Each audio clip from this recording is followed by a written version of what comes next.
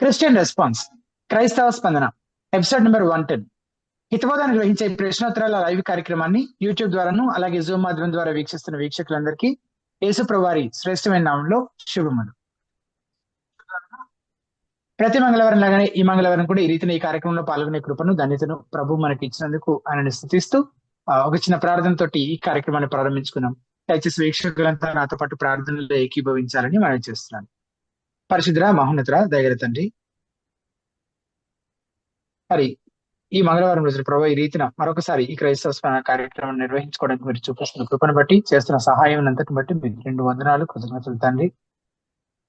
మరి ఈ రోజు ప్రశ్నలు అడగడానికి సిద్ధపడి ఉంటున్నటువంటి మా వీక్షకులను ప్రభు మరి వారు త్వరగా జాయిన్ అవ్వగలటానికి, మంచి ప్రశ్నలు అడగటానికి దేవా మరి వాక్యానుసారమైన జవాబులు పొందుకొనడానికి వీలుగా మరి విభు గారిని మీ జ్ఞానం చేత నింపి మీరు వాడుకొనమని దేవతండ్రి, మరి ఈ ప్రశ్నోత్తరాల కార్యక్రమం వీక్షిస్తున్న వీక్షకులందరికీ కూడా ప్రయోజనకరంగా, ఆశీర్వాదకరంగా ఉండినట్లు మీరే సహాయం చేయమని మమ్మల్ని అందరినీ మీ హస్తాలకు అప్పగించుకుంటూ ఎట్లాంటి టెక్నికల్ ఇష్యూస్ లేకుండా ప్రభు కృప చూపించి సహాయం చేయమని యేసునామమున స్తుతించి ప్రార్థించి వేడుకుంటున్నాము తండ్రి.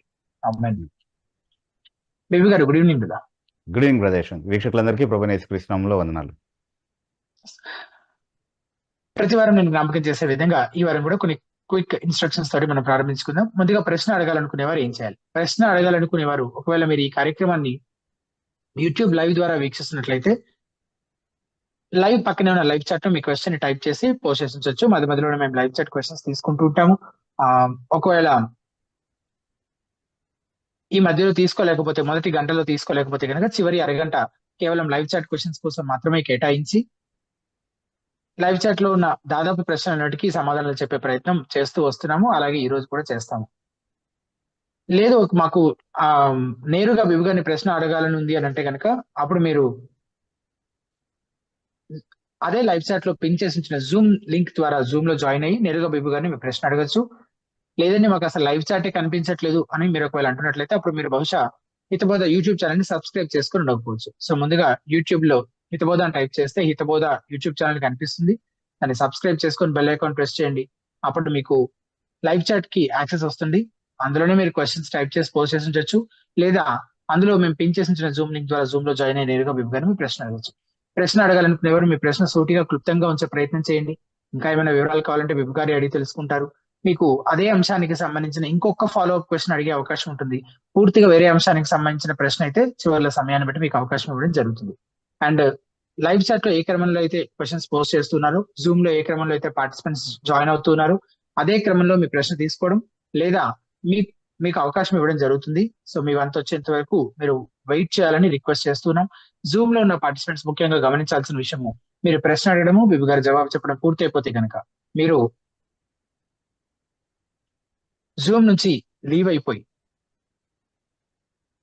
యూట్యూబ్ ద్వారా ఈ కార్యక్రమాన్ని వీక్షించాలని మనవి చేస్తున్నాం. మీరు ఒకవేళ జూమ్ లోనే ఉన్నారు అనంటే ప్రశ్న అడగడం కోసమే ఉన్నారని మేము భావిస్తాం కనుక దయచేసి ఈ రీతిన మాతో సహకరించాలని మనవి చేస్తూ ఈ రోజు ఈ కార్యక్రమాన్ని మనం ప్రారంభించుకుందాం. బేబు గారు,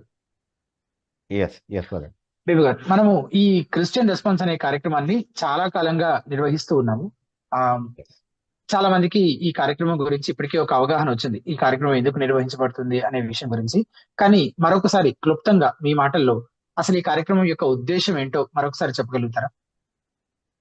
యాక్చువల్లీ ప్రశ్నలు అడిగి వాటికి జవాబు తెలుసుకోవడం అనేది నేర్చుకోవడానికి ఒక మంచి విధానం. అంటే సాధారణంగా మనం ఏమనుకుంటామంటే ఒక ప్రసంగం వినడం ద్వారానో ఒక పుస్తకం చదవడం ద్వారా మాత్రమే మనం నేర్చుకోవచ్చు అని ఎక్కువగా అనుకుంటా ఉంటాం. ఆ మాధ్యమాలనే ఎక్కువగా వాడుతూ ఉంటాం. అండ్ ఇంటరాక్షన్ ఎక్కువగా ఎంకరేజ్ చేయరు చాలా సర్కిల్స్లో. ఏదైనా స్ట్రగుల్తో ఏదైనా ప్రశ్నతో వస్తే రకరకాలుగా వాళ్ళని డిస్కరేజ్ చేసే ప్రయత్నం చేస్తూ ఉంటారు. ఇది ప్రస్తుతం నువ్వు ఉన్న స్టేజ్లో దీని గురించి తెలుసుకోవాల్సిన అవసరం లేదనో, లేకపోతే అది నీకెందుకు అని నోరు మూయించే ప్రయత్నమో, లేకపోతే వాళ్ళకి తెలియదు అన్నటువంటి విషయం బయటపడకుండా ఉండే విధంగా రహస్యములు యెహోవాకు చెందును అన్నటువంటి వచనాలు వాడి వాళ్ళకి తెలియనివన్నీ యెహోవాకు మాత్రమే తెలిసిన రహస్యాలుగా చిత్రీకరించడం అట్లాంటివన్నీ చేస్తూ ఉంటారు. బట్ బేసిక్లీ పాయింట్ ఏంటి అంటే దే డోంట్ ఎంకరేజ్ ఇంటరాక్షన్. దానివల్ల అడిగి నేర్చుకోగలిగేటటువంటి అవకాశం చాలా మందికి ఉండదు. సో అలాంటి వాళ్ళందరికీ కూడా ఇది ఒక మంచి అవకాశంగా ఉంటుంది. తర్వాత రకరకాల ప్రశ్నలు random గా తీసుకోవడం ద్వారా వేరియస్ సబ్జెక్ట్స్కి సంబంధించిన కొంత ఇన్ఫర్మేషన్ మనము ఒక ఇంట్రెస్టింగ్ ప్యాటర్న్లో అందరి నోటీస్కి తీసుకురావడం అనేది, వాళ్ళు కూడా దాని గురించి ఆలోచించే విధంగా ఎంకరేజ్ చేయడానికి ఒక అవకాశంగా ఉంటుంది అన్నది ఒక మెయిన్ ఉద్దేశం. అండ్ దాంతో పాటుగా చాలా రిసోర్సెస్, అంటే ఒక అంశాన్ని గురించి స్టడీ చేయడానికి అవసరమైనటువంటి మంచి రిసోర్సెస్ మన దగ్గర అందుబాటులోనే, అలాగే బయట వేరే మినిస్ట్రీస్ ద్వారా బయటకు వచ్చినటువంటి మంచి కంటెంట్ కూడా అందుబాటులో ఉంది. సో ఈ క్వశ్చన్స్ ద్వారా ఆ రిసోర్సెస్ వైపు కూడా డైరెక్ట్ చేయడానికి, ఒక అంశాన్ని ఇంకా లోతుగా అధ్యయనం చేసే విధంగా ప్రోత్సహించడానికి అవకాశం ఉంటుంది అన్న ఒక ఉద్దేశం కూడా ఇందులో ఉంది యశ్వంత్ గారు. Yes brother, thank you Billu గారు. చక్రవర్తి అనే ఐడి నుంచి జాయిన్ అయినటువంటి వారు, మీరు అన్మ్యూట్ చేసుకొని మీ పేరు మీ ఎవరు చెప్పి మీ ప్రశ్న అడగచ్చు. Hello, yes yes brother, good evening brother. Good evening.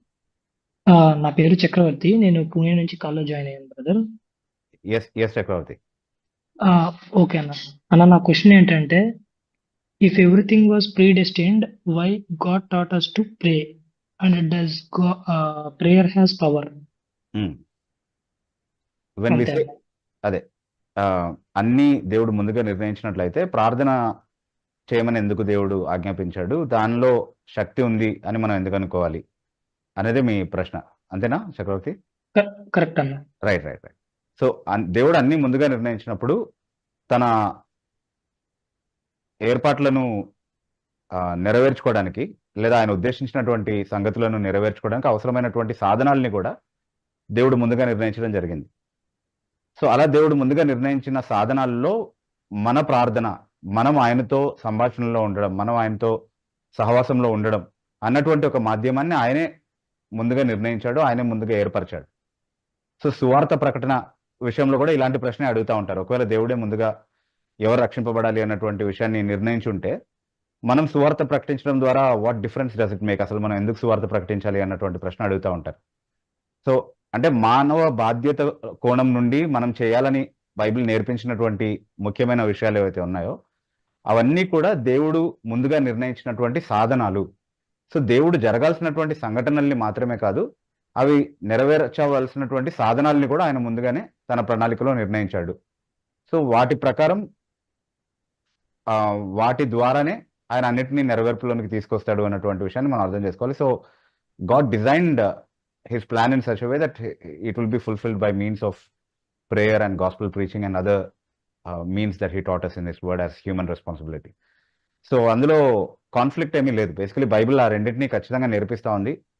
అందరికంటే ఎక్కువగా యేసుక్రీస్తు ప్రభువే తండ్రి యొక్క ముందు ప్రణాళికని, ముందు నిర్ణయాన్ని, చిత్తాన్ని ఎరిగిన వాడిగా వచ్చాడు. అది చేయడానికే వచ్చానని చెప్పాడు. చాలాసార్లు దాన్ని ఒప్పుకున్నాడు. అది ఏమై ఉందో కూడా ఆయన ప్రకటించడం మనం చాలా స్పష్టంగా చూస్తూ ఉన్నాం.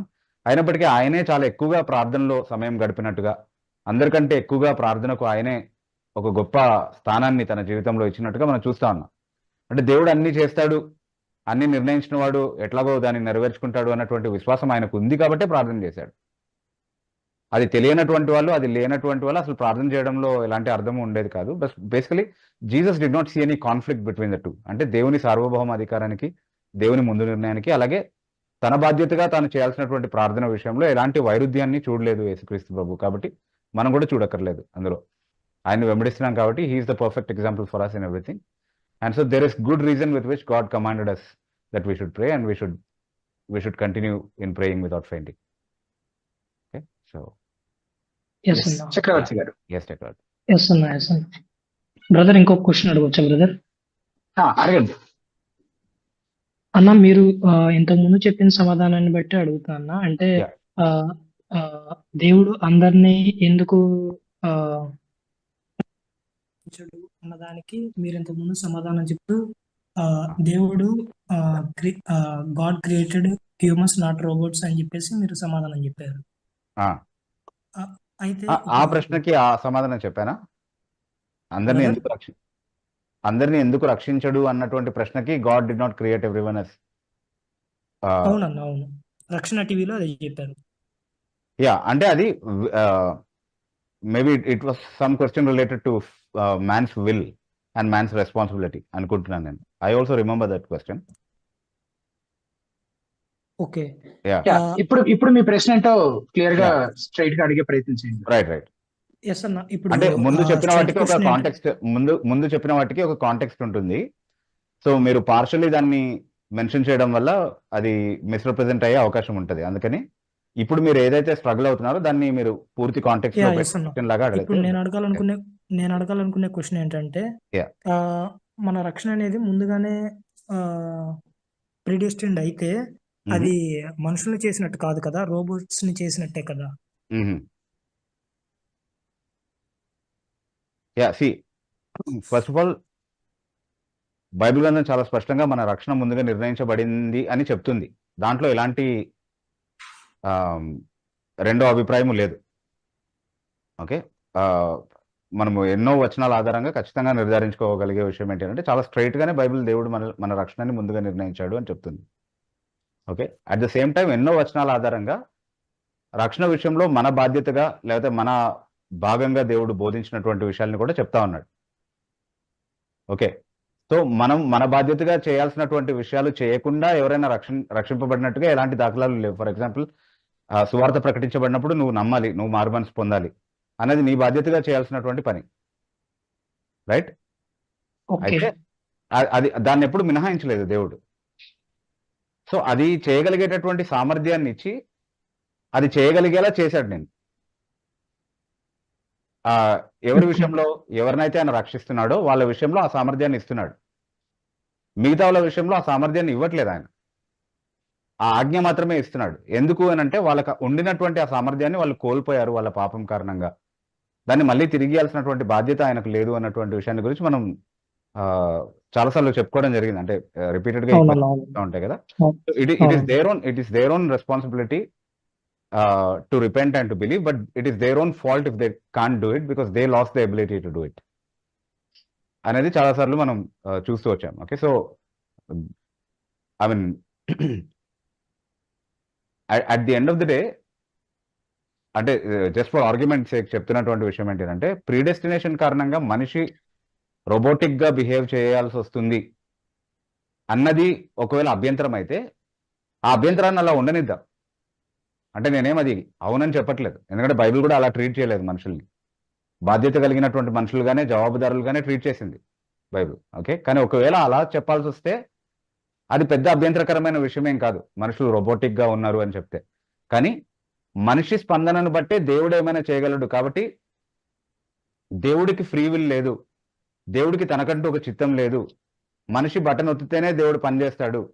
మనిషి ఓకే చెప్తేనే దేవుడు యాక్టివేట్ అవుతాడు అన్నటువంటి రోబోటిక్ దేవుడిని నమ్మడం కంటే, దేవుని కంట్రోల్‌లో ఉన్నటువంటి ఒక రోబోటిక్ మనిషి ఉండడం చాలా ఉత్తమమైన విషయం అనేది మనం గుర్తుపెట్టుకోవాలి కాబట్టి అది పెద్ద అభ్యంతరమేం కాదు. దానివల్ల మనం ఏం పెద్ద అభ్యంతర పడాల్సినటువంటి అవసరత కూడా లేదు. ఓకే. యాహ్! ఓకే అన్న. యాహ్! యెస్ అన్న. అండర్‌స్టూడ్ అన్న. Yeah! Yeah! Right. Thank you అన్న. రైట్. ఓకే. యెస్. తర్వాత సామ్ ఫ్రమ్ వైజాగ్ అనే ఐడి నుంచి జాయిన్ అయినటువంటి వారు. మీరు అన్మ్యూట్ చేసుకొని మీ పేరు, మీ ఊరు చెప్పి మీ ప్రశ్న అడగచ్చు. Praise Lord brother. Yeah! Praise Lord brother. Brother నా పేరు శ్యామ్ అండి. నేను వైజాగ్ నుంచి మాట్లాడుతున్నాను. యెస్. Yes brother. బ్రదర్ నా క్వశ్చన్ ఏంటంటే అంటే ఇప్పుడు ఈ ఫ్రీ విల్ వీటి గురించే హ్మ్. అంటే ఆ కాంటెక్స్ట్ లో ఏంటంటే ఒక వ్యక్తి హ్మ్. ఫ్రీ విల్ ని నమ్మిన వ్యక్తి అంటే నా జ్ఞానంతో నేను వాక్యాన్ని తెలుసుకున్నాను, పరిశీలించి తెలుసుకున్నాను. హ్మ్. తెలుసుకున్న తర్వాత నాకు దేవుడు యేసుప్రభు నిజమైన దేవుడు అని తెలుసుకున్నాడు. అతను ఉన్న జ్ఞానం ఫ్రీ విల్ అంటే ఇలాగే చెప్తుంది కదండి. హ్మ్. తెలుసుకున్న తర్వాత అతను స్థానిక సంఘం ద్వారా బాప్తిసం తీసుకుని రక్షించబడ్డాడు. కానీ హ్మ్. కొంతకాలానికి నేను తెలుసుకోవడం అనేది కరెక్టే. కాకపోతే పరిశుద్ధాత్మ దేవుడే నన్ను సంధించడం ద్వారా అంటే ఆయన చిత్తంలో నేను ఉన్నాను కాబట్టి సంధించడం ద్వారా నేను హ్మ్. రక్షించబడ్డాను కొంతకాలానికి తెలుసుకున్నాను అనుకోండి. హ్మ్. హ్మ్. ఇప్పుడు మొదటగా అతను తీసుకున్న బాప్తిసం ఉంది కదండి. అవును. నేను రక్షించబడ్డానని చెప్పి తీసుకున్నాడు కదా. హ్మ్. అప్పుడు తీసుకున్న బాప్తిసం చెల్లుతుందంటారా? హ్మ్. అంటే ఇప్పుడు అసలు రక్షణ అంటే అనేది నాకు కొన్ని సంవత్సరాలకు అర్థమైంది. అవును. అంటే ఫ్రీ విల్ నమ్ముకున్న నేను హ్మ్. బాప్తిసం తీసుకున్నాను, రక్షించబడ్డానని నేను చలామణి అయ్యాను. కానీ హ్మ్. అది నా శక్తి కాదు. నేను తెలుసుకోవడం అనేది కరెక్టే. కానీ దేవుడే నాకు సహాయం చేస్తే నాకు ఇప్పుడు వచ్చింది. ఉమ్, అని చెప్పి ఆ రక్షణ కార్యంలో మొదటి పని ఆయన రక్షింపబడిన తర్వాత, మారు మనసు పొందిన తర్వాత దేవుడు ఉమ్, చెప్పిన మొదటి ఆజ్ఞ నేను చేయడం అనేది ఇప్పుడు చేశాను, ఇప్పుడు మళ్ళీ ఉమ్, చెయ్యాలా? లేదు అంటే ఫ్రీ విల్ లో ఉమ్. నేను ఆల్రెడీ తీసుకున్నా చెల్లుతుందా? అంటే యా. ఒక సిద్ధాంతాన్ని బట్టి మనం రక్షించబడం అనుకోండి. కాకపోతే అసలు నాకు రక్షణ అంటేనే తెలియలేదు కదా. అసలు ఉమ్, రక్షణ అంటేనే నాకు తెలియలేదని అర్థమవుతుంది ఫ్రీ ఉమ్, విల్ లో. ఉమ్, మరి అలాంటి సమయంలో ఇప్పుడు నేను దేవుని చెప్పిన ఆ మొదటి పని అయిన బాప్తిస్మాన్ని నేను అది ఫుల్ఫిల్ ఉమ్, చేసినట్ట వాక్యానుసారంగా, లేదు అంటే ఈ ఈ విధంగా రక్షణ అంటే అర్థమైన తర్వాత నేను మళ్ళీ తీసుకోవాల్సి వస్తుంది అంటారా? ఓకే బ్రదర్, మనం అర్థం చేసుకోవాల్సింది ఏంటంటే మనం డాక్ట్రినల్ రీజనరేషన్ అనేటటువంటి ఒక తప్పుడు సిద్ధాంతాన్ని నమ్మట్లేదు. అంటే డాక్ట్రినల్ రీజనరేషన్ అనేది ఏంటి అని అంటే, ఇప్పుడు బాప్తిస్మం తీసుకుంటే రక్షణ వస్తుంది అన్నది బాప్టిస్మల్ రీజనరేషన్ అని ఎట్లా అంటున్నామో అది కాదు కదా. బాప్తిస్మం తీసుకుంటే కాదు మనకు రక్షణ వచ్చేది. ఆ, రక్షణ వచ్చింది కాబట్టి బాప్తిస్మం తీసుకుంటాం. కానీ బాప్తిస్మం ఆ, తీసుకుంటే దానివల్ల రక్షణ వస్తుంది అన్నటువంటి ఒక సిద్ధాంతం ఉంది. దాన్ని బాప్టిస్మల్ రీజనరేషన్ అంటారు. అట్లాగే సరైన సిద్ధాంతాలు అన్నీ అర్థమవుతేనే మనకు రక్షణ వస్తుంది, లేకపోతే రక్షణ లేదు అని చెప్పేటటువంటి సిద్ధాంతం ఏదైతే ఉందో దాన్ని డాక్ట్రినల్ రీజనరేషన్ అని అంటారు యాక్చువల్లీ. అంటే ఈ డాక్ట్రిన్స్ వల్ల మనం తిరిగి జన్మించినట్టుగా మాట్లాడుతూ ఉంటారు యాక్చువల్లీ. కానీ అది నిజం కాదు. వాస్తవానికి సువార్త ప్రకటించబడినప్పుడు యేసుక్రీస్తు ప్రభు యొక్క బలియాగాన్ని నేను సరిగా అర్థం చేసుకుని, నేను పాపిని అన్నటువంటి విషయాన్ని నేను గుర్తిరిగి మార్మన్స్తో దేవుని తట్టుకు తిరిగిన ఆ మరుక్షణమే నేను బాప్తిస్మం తీసుకోవచ్చు. అలాగే బైబిల్లో బాప్తిస్మం ఇచ్చినట్టుగా మనం చూస్తా ఉన్నాం. మీరు అన్ని సిద్ధాంతాల్లో సరైనటువంటి అవగాహన, కనీసం బైబిల్లో ఉన్నటువంటి మౌలిక సిద్ధాంతాల విషయంలో అయినా సరే ఒక పూర్తి అవగాహన కలిగిన తర్వాతే బాప్తిస్మం తీసుకోవాలి అని ఎవరి విషయంలో అయినా బాప్తిస్మం విషయంలో ఆలస్యం చేసినట్టుగా మనం ఎక్కడ చూడము. అపోస్తలులు కూడా వెంటనే బాప్తిస్మం తీసుకోమని ఆజ్ఞాపించినట్టుగా మనం చూస్తా ఉన్నాం. ఎవరైనా మారుమనసు పొంది యేసుక్రీస్తు ప్రభువును విశ్వసిస్తున్నామని చెప్పిన వెంటనే బాప్తిస్మం తీసుకోమని ఆజ్ఞాపించినట్టుగా చూస్తా ఉన్నాం మనం. అది అపోస్తల కార్యములు 2వ అధ్యాయం కావచ్చు, 8వ అధ్యాయం కావచ్చు, లేకపోతే పౌలు యొక్క కన్వర్షన్ 9th చాప్టర్లో కావచ్చు, 10వ అధ్యాయంలో కొర్నేలి ఇంట్లో వాళ్ళు కావచ్చు, లేకపోతే బాప్తిస్మము రికార్డ్ చేయబడినటువంటి ప్రతి సందర్భంలోనూ ఆ చెరసాల అధికారి ఇంట్లో వాళ్ళు కూడా, వాస్తవానికి అక్కడ కాంటెక్స్ట్ చదువుతా ఉంటే రాత్రికి రాతే వాళ్ళు బాప్తిస్మం తీసేసుకున్నట్టుగా అనిపిస్తుంది వాస్తవానికి చెరసాల ఇంట్లో వాళ్ళైతే. సో అంత తొందర ఏమొచ్చింది బాప్తిస్మానికి అంటే అది జాప్యం చేయాల్సినటువంటి విషయం కాదు. అంటే నేను నమ్ముతున్నానని చెప్పినప్పుడు వెంటనే బాప్తిస్మం తీసుకోవాలి, అది ఆజ్ఞ. అట్లాగే ఆ రక్షణలో కొనసాగుతున్నప్పుడు నేను చేయాల్సింది ఏంటంటే వాక్యం బోధించినటువంటి ఇతర సత్యాల్ని నేను అర్థం చేసుకుంటూ అందులో ఎదగాలి, దానికి లోపరుచుకోవాలి నన్ను నేను. అది క్రమంగా జరిగేటటువంటి ఒక విషయం. అట్లాగే పరిశుద్ధత విషయంలో ఎదగాలి. జ్ఞానంలో మాత్రమే కాదు, నా జీవితం అంతకంతకు మెరుగై యేసుక్రీస్తు ప్రభు యొక్క సారూప్యంలోనికి మార్చబడేటటువంటి దిశగా ఎదగడం అనేది నా జీవితంలో కొనసాగేటటువంటి ఒక ప్రక్రియ. అందులో భాగంగా ఇప్పటివరకు నాకు తెలిసినటువంటి చాలా తప్పుడు సిద్ధాంతాలలో నేను సరిచేయబడతాను. వాక్యం బోధించేటటువంటి అన్ని సిద్ధాంతాలని అంగీకరించేటటువంటి మనసు నాకు ఉంటుంది కాబట్టి ఇది వాక్యం బోధించే సత్యం అని తెలిసినప్పుడు దేన్ని నేను తిరస్కరించను. అవన్నీ రక్షణ పొందిన ఒక వ్యక్తికి ఉండేటటువంటి లక్షణాలు. అట్లాగే దేవుడు ఇది నీతి అని బోధించిన ప్రతిదాన్ని నేను ప్రేమిస్తాను. దేవుడు ఇది పాపమని చెప్పిన ప్రతిదాన్ని నేను అంగీకరిస్తాను. ఇది నమ్మాలని వాక్యం ఏది బోధిస్తుందో అది నమ్ముతాను. ఇది తప్పుడు సిద్ధాంతం అని బైబిల్ ఏదైతే ప్రకటిస్తుందో దాన్ని నేను నమ్మకుండా దానికి దూరంగా ఉంటాను, దాన్ని ఖండిస్తాను. సో అలా ఇది క్రమక్రమంగా ఎదిగే క్రమాన్ని సూచిస్తుంది తప్ప అదేమీ కొత్తగా అప్పుడే రక్షణ పొందాను కాబట్టి అప్పుడు మళ్ళీ బాప్తిస్మం తీసుకోవాలన్నటువంటి విషయానికి సూచన కాదు. సో అన్ని తెలుసుకున్న తర్వాతే మనం బాప్తిస్మం తీసుకోవాలి అన్నది ఒకవేళ రూల్ అయితే, అంటే ఇప్పుడు మీరు ఒక సిద్ధాంతాన్ని ఎగ్జాంపుల్ గా చెప్పారు, మ్యాన్స్ ఫ్రీ విల్ అనేది ఒక ఎగ్జాంపుల్ గా చెప్పారు. ఓకే, కానీ ఇంకా చాలా ఎగ్జాంపుల్స్ ఉన్నాయి కదా, ఇంకా చాలా మౌలిక సిద్ధాంతాలు ఉన్నాయి కదా బైబిల్లో. అందులో ఏ ఎగ్జాంపుల్ తీసుకున్నా ఇది నేను బాప్తిస్మం తీసుకున్నప్పుడు నాకు తెలియదు, లేదా రక్షణ పొందిన కొత్తలో నాకు తెలియదు, తర్వాత నేర్చుకున్నాను అని చెప్పగలిగే సిద్ధాంతాలే కదా అన్ని కూడా. సో అలా ఒక్కొక్కటి నేర్చుకుంటున్న కొద్దీ ప్రతిసారి బాప్తిస్మం తీసుకోలేము మనము, అది ఎక్స్పెక్టెడ్ కూడా కాదు బేసికలీ. అయితే ఒక వ్యక్తి బాప్తిస్మం తీసుకున్న తర్వాత అతను పొందినటువంటి రక్షణ నిజమైనది కాదు అని రుజువు అయ్యేటటువంటి అవకాశం ఉందా భవిష్యత్తులో అంటే ఉంది. ఎప్పుడు అతను తప్పుడు బోధకి తనను తాను అప్పగించేసుకుంటే, సత్యం ఇది అని తెలిసిన తర్వాత కూడా దాన్ని తిరస్కరించి ప్రవర్తిస్తూ ఉంటే, లేకపోతే పరిశుద్ధత మార్గాన్ని విడిచిపెట్టి యేసుక్రీస్తు ప్రభువుని విడిచిపెట్టి మళ్ళీ లోకం తట్టుకు వెళ్ళిపోతే, ఇలాంటి ప్రవర్తన అంతా చూసినప్పుడు ఇతను ఊరికినే మార్మన్స్ పొందాడని ఇతను అనుకున్నాడు, బాప్తిస్మం తీసుకున్నాడు, కానీ ఇతని మార్మన్స్ చెల్లదు, ఇతను పొందిన రక్షణ నిజమైనటువంటి అనుభవం కాదు అన్నది అప్పుడు వెలుగులోకి వచ్చే అవకాశం ఉంది తప్ప, నేను తర్వాత తెలుసుకున్న సిద్ధాంతాల కారణాన, అంటే అప్పటి వరకు అవగాహన లేకుండా తర్వాత నేర్చుకున్నటువంటి విషయాల్ని బట్టి నేను తీసుకున్న బాప్తిస్మం చెల్లదు అన్నటువంటి పరిస్థితి మాత్రం క్రైస్తవ జీవితంలో ఉండదు. ఎప్పుడు కూడా సరి చేసుకునే కూడా ఉంది. యా, నాకు ఈ క్వశ్చన్ ఎందుకు వచ్చిందంటే ఆ, ఇప్పుడు అపోస్తల కార్యాలు 19 అధ్యాయంలో ఇప్పుడు ఉమ్, ఆ, పౌలు గారు ఇప్పుడు యెహోవాను శిష్యులకి చెప్తాడు కదా, ఉమ్, మీరు పరిశుద్ధాత్మ దేవుడు ఉన్నాడన్న సంగతే తెలియకపోతే మీరు ఎలా విశ్వసించారని చెప్పి అంటాడు కదా. ఉమ్, అంటే వాస్తవానికి వాళ్ళు విశ్వసించారు, కాకపోతే పరిశుద్ధాత్మ దేవుడు ఉన్నాడు ఆ కార్యం చేస్తున్న సంగతి తెలియనప్పుడు మళ్ళీ వాళ్ళకి బాప్తిస్మం ఇచ్చాడు. అవును. ఇప్పుడు నేనేమంటున్నానంటే, ఉమ్, అంటే వీళ్ళు అసలు రక్షణ అనేది అర్థం చేసుకోలేదు. ఉమ్. యా, వాళ్ళు రక్షణ అనేది అర్థం చేసుకోలేదు. బేసికలీ వాళ్ళకి ఇంకొక విషయం ఏంటి అంటే అక్కడ వాళ్ళు బాప్తిస్మం ఇచ్చి యోహాను శిష్యులు అన్నటువంటి విషయాన్ని మాత్రమే చూస్తా ఉన్నాం మనం. యేసుక్రీస్తు ప్రభువుకి వాళ్ళు నిజంగా శిష్యులా కాదా అన్నది ఎంతవరకు మనం ఆలోచించాలనేది కొంచెం పరిశీలించాల్సినటువంటి విషయం. సో సువార్త విషయంలో వాళ్ళకి ఒక క్లియర్ అండర్స్టాండింగ్ ఇచ్చిన తర్వాత వారికి వాళ్ళ విషయాల్ని నమ్ముతున్న కారణాన్ని బట్టి వాళ్ళకి బాప్తిస్మం ఇచ్చినట్టుగా మనం అర్థం చేసుకోగలుగుతాం ఇక్కడ ఈ సిచ్యువేషన్. ఓకే. ఎస్ శామ్ గారు.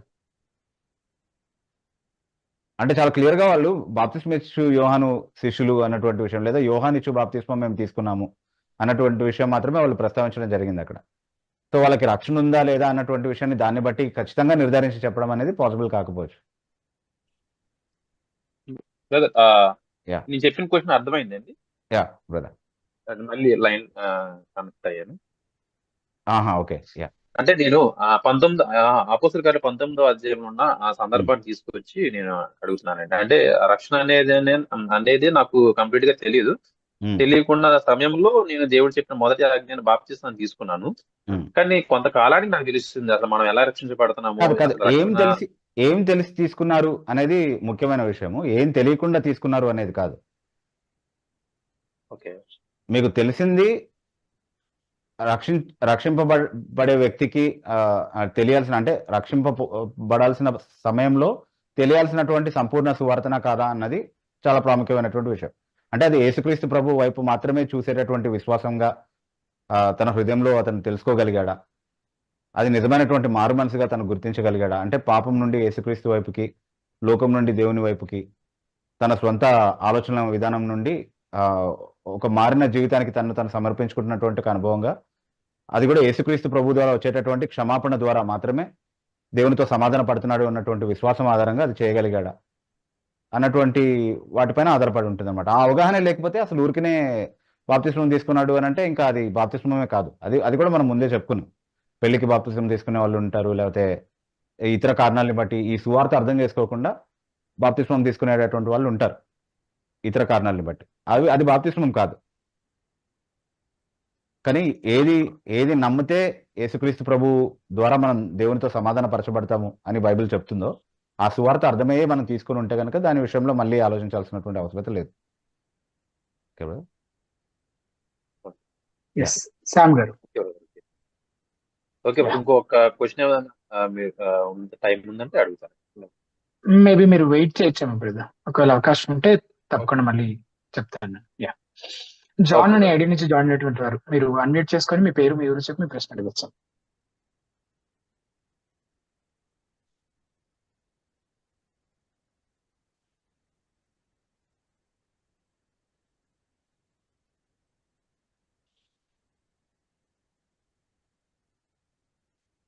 యా, బహుశా అన్మ్యూట్ చేసుకోవడానికి ఏదైనా ఇబ్బంది ఉండొచ్చు. జాన్ అని ఏడు నుంచి జాయిన్ అయినటువంటి మీరు ఒకవేళ అన్మ్యూట్ చేసుకోగలిగే వీలుంటే కనుక నాకు ఒకసారి చాట్ లో మెసేజ్ పెట్టినట్లయితే నేను మీకు అవకాశం ఇస్తాను.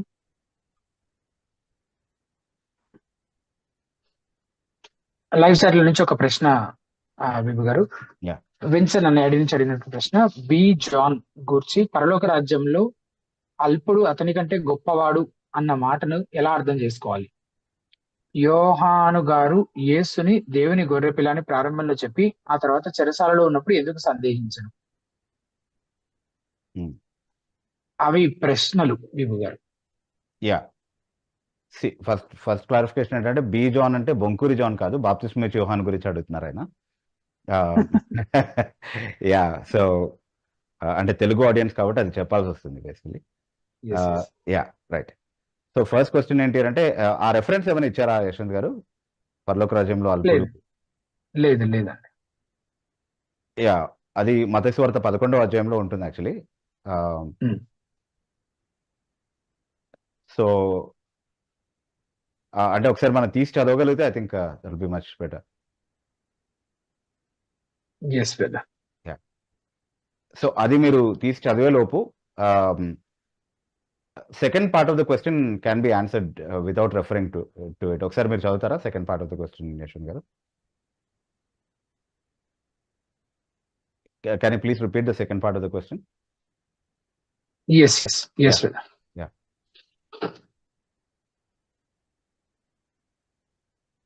యోహాను గారు యేసును దేవుని గొర్రెపిల్ల అని ప్రారంభంలో చెప్పి ఆ తర్వాత చెరసాలలో ఉన్నప్పుడు ఎందుకు సందేహించారు? ఓకే. సో ఈ కాంటెక్స్ట్ అంతా కూడా మత్తయి సువార్త 11వ అధ్యాయానికి సంబంధించిన కాంటెక్స్ట్ అనమాట. సో బాప్తిస్మ ఇచ్చే యోహాను సువార్త 1వ అధ్యాయం 29వ వచనంలో లోక పాపాన్ని మోసుకుని పోవు దేవుని గొర్రెపిల్ల అన్నటువంటి సాక్ష్యాన్ని యేసుక్రీస్తు ప్రభు గురించి చెప్పినట్టుగా మనం చాలా స్పష్టంగా చూస్తూ ఉన్నాం. అంతేకాకుండా ఆయన గురించి చాలా విషయాలు సాక్ష్యం ఇచ్చి చాలా మందిని యేసుక్రీస్తు ప్రభు వైపుకి నడిపించినట్టుగా కూడా, తన శిష్యులను కూడా యేసుక్రీస్తు ప్రభుని వెంబడించమని ప్రోత్సహించినట్టుగా మనం చూస్తూ ఉన్నాం. అయితే ఆ తర్వాత జరిగినటువంటి కొన్ని పరిణామాలు ఏంటి అని అంటే, యేసుక్రీస్తు ప్రభువుని దేవుని చేత పంపబడినటువంటి రక్షకుడిగా, లోక పాపాన్ని మోసుకుని పోయే గొర్రెపిల్లగా యోహాను ప్రకటించినప్పటికీ అందుకు భిన్నంగా శాస్త్రులు పరిసయ్యుల్ని సర్పసంతానం అని, వాళ్ళు రాబోయే నరక శిక్షను తప్పించుకోలేనటువంటి పరిస్థితిలో ఉన్నారని చాలా ఖచ్చితంగా వారి గురించి చెప్పినప్పటికీ చాలా బాధాకరమైనటువంటి ఒక విషయం ఏంటి అంటే, యోహాను శిష్యులు చాలా మంది యేసుక్రీస్తు ప్రభువును వెంబడించి యేసుక్రీస్తు ప్రభుకి శిష్యులు అవ్వకుండా పరిసయ్యుల శిష్యులతో కలిసి వాళ్ళతో సాంగత్యం చేయడం అనేది, వాళ్ళతో సహవాసం చేయడం అనేది చాలా సందర్భాల్లో మనం చూస్తా ఉన్నాం. ప్రత్యేకంగా మత్తయి మారుమనసు పొందిన తర్వాత మత్తయి ఇంట్లో ఒక విందు ఆరగిస్తున్నటువంటి సమయంలో పరిసయ్యుల శిష్యులతో కలిసి యోహాను శిష్యులు కూడా వచ్చి యేసుక్రీస్తు ప్రభువుని, ఆయన శిష్యుల్ని వ్యతిరేకిస్తూ ప్రశ్నలు అడిగినట్టుగా మనం చూస్తా ఉన్నాం. ఓకే. సో ఈ నేపథ్యంలో అది మత్తయి సువార్త 9వ అధ్యాయంలో దానికి అనుబంధమైనటువంటి లేదా దానికి సమాంతరమైనటువంటి లూకా సువార్తలో ఉన్నటువంటి భాగాన్ని 7వ అధ్యాయం అంతకంటే ముందున్నటువంటి వాక్య భాగాన్ని మనం చదివినప్పుడు కూడా క్లియర్గా అర్థమవుతుంది. ఓకే. సో ఎలాగైతే యోహాను శిష్యులు ఈ పరిసయ్యుల శిష్యులతో కలిసి యేసుక్రీస్తు ప్రభు యొక్క శిష్యుల్ని వ్యతిరేకించారు అన్నటువంటి విషయాలు మనకు అర్థమవుతుంది అనమాట. సో అందుకే చెరసాల్లో ఉన్నటువంటి సమయంలో యోహాను తన శిష్యుల్ని పంపించి ఆ ప్రశ్న అడగమని చెప్తాడు యేసుక్రీస్తుని. అంటే యోహానుకి ఏదో సందేహం కలిగింది, యోహాను ఇదివరకు ప్రకటించినటువంటి సాక్ష్యం విషయంలో బలహీనపరచబడ్డాడు, యేసుక్రీస్తే రాబోయేటటువంటి వాగ్దానం చేయబడినటువంటి దేవుని గొర్రెపిల్ల అన్నటువంటి విషయాన్ని యోహాను ఇప్పుడు తిరస్కరించే పరిస్థితిలో ఉన్నాడు.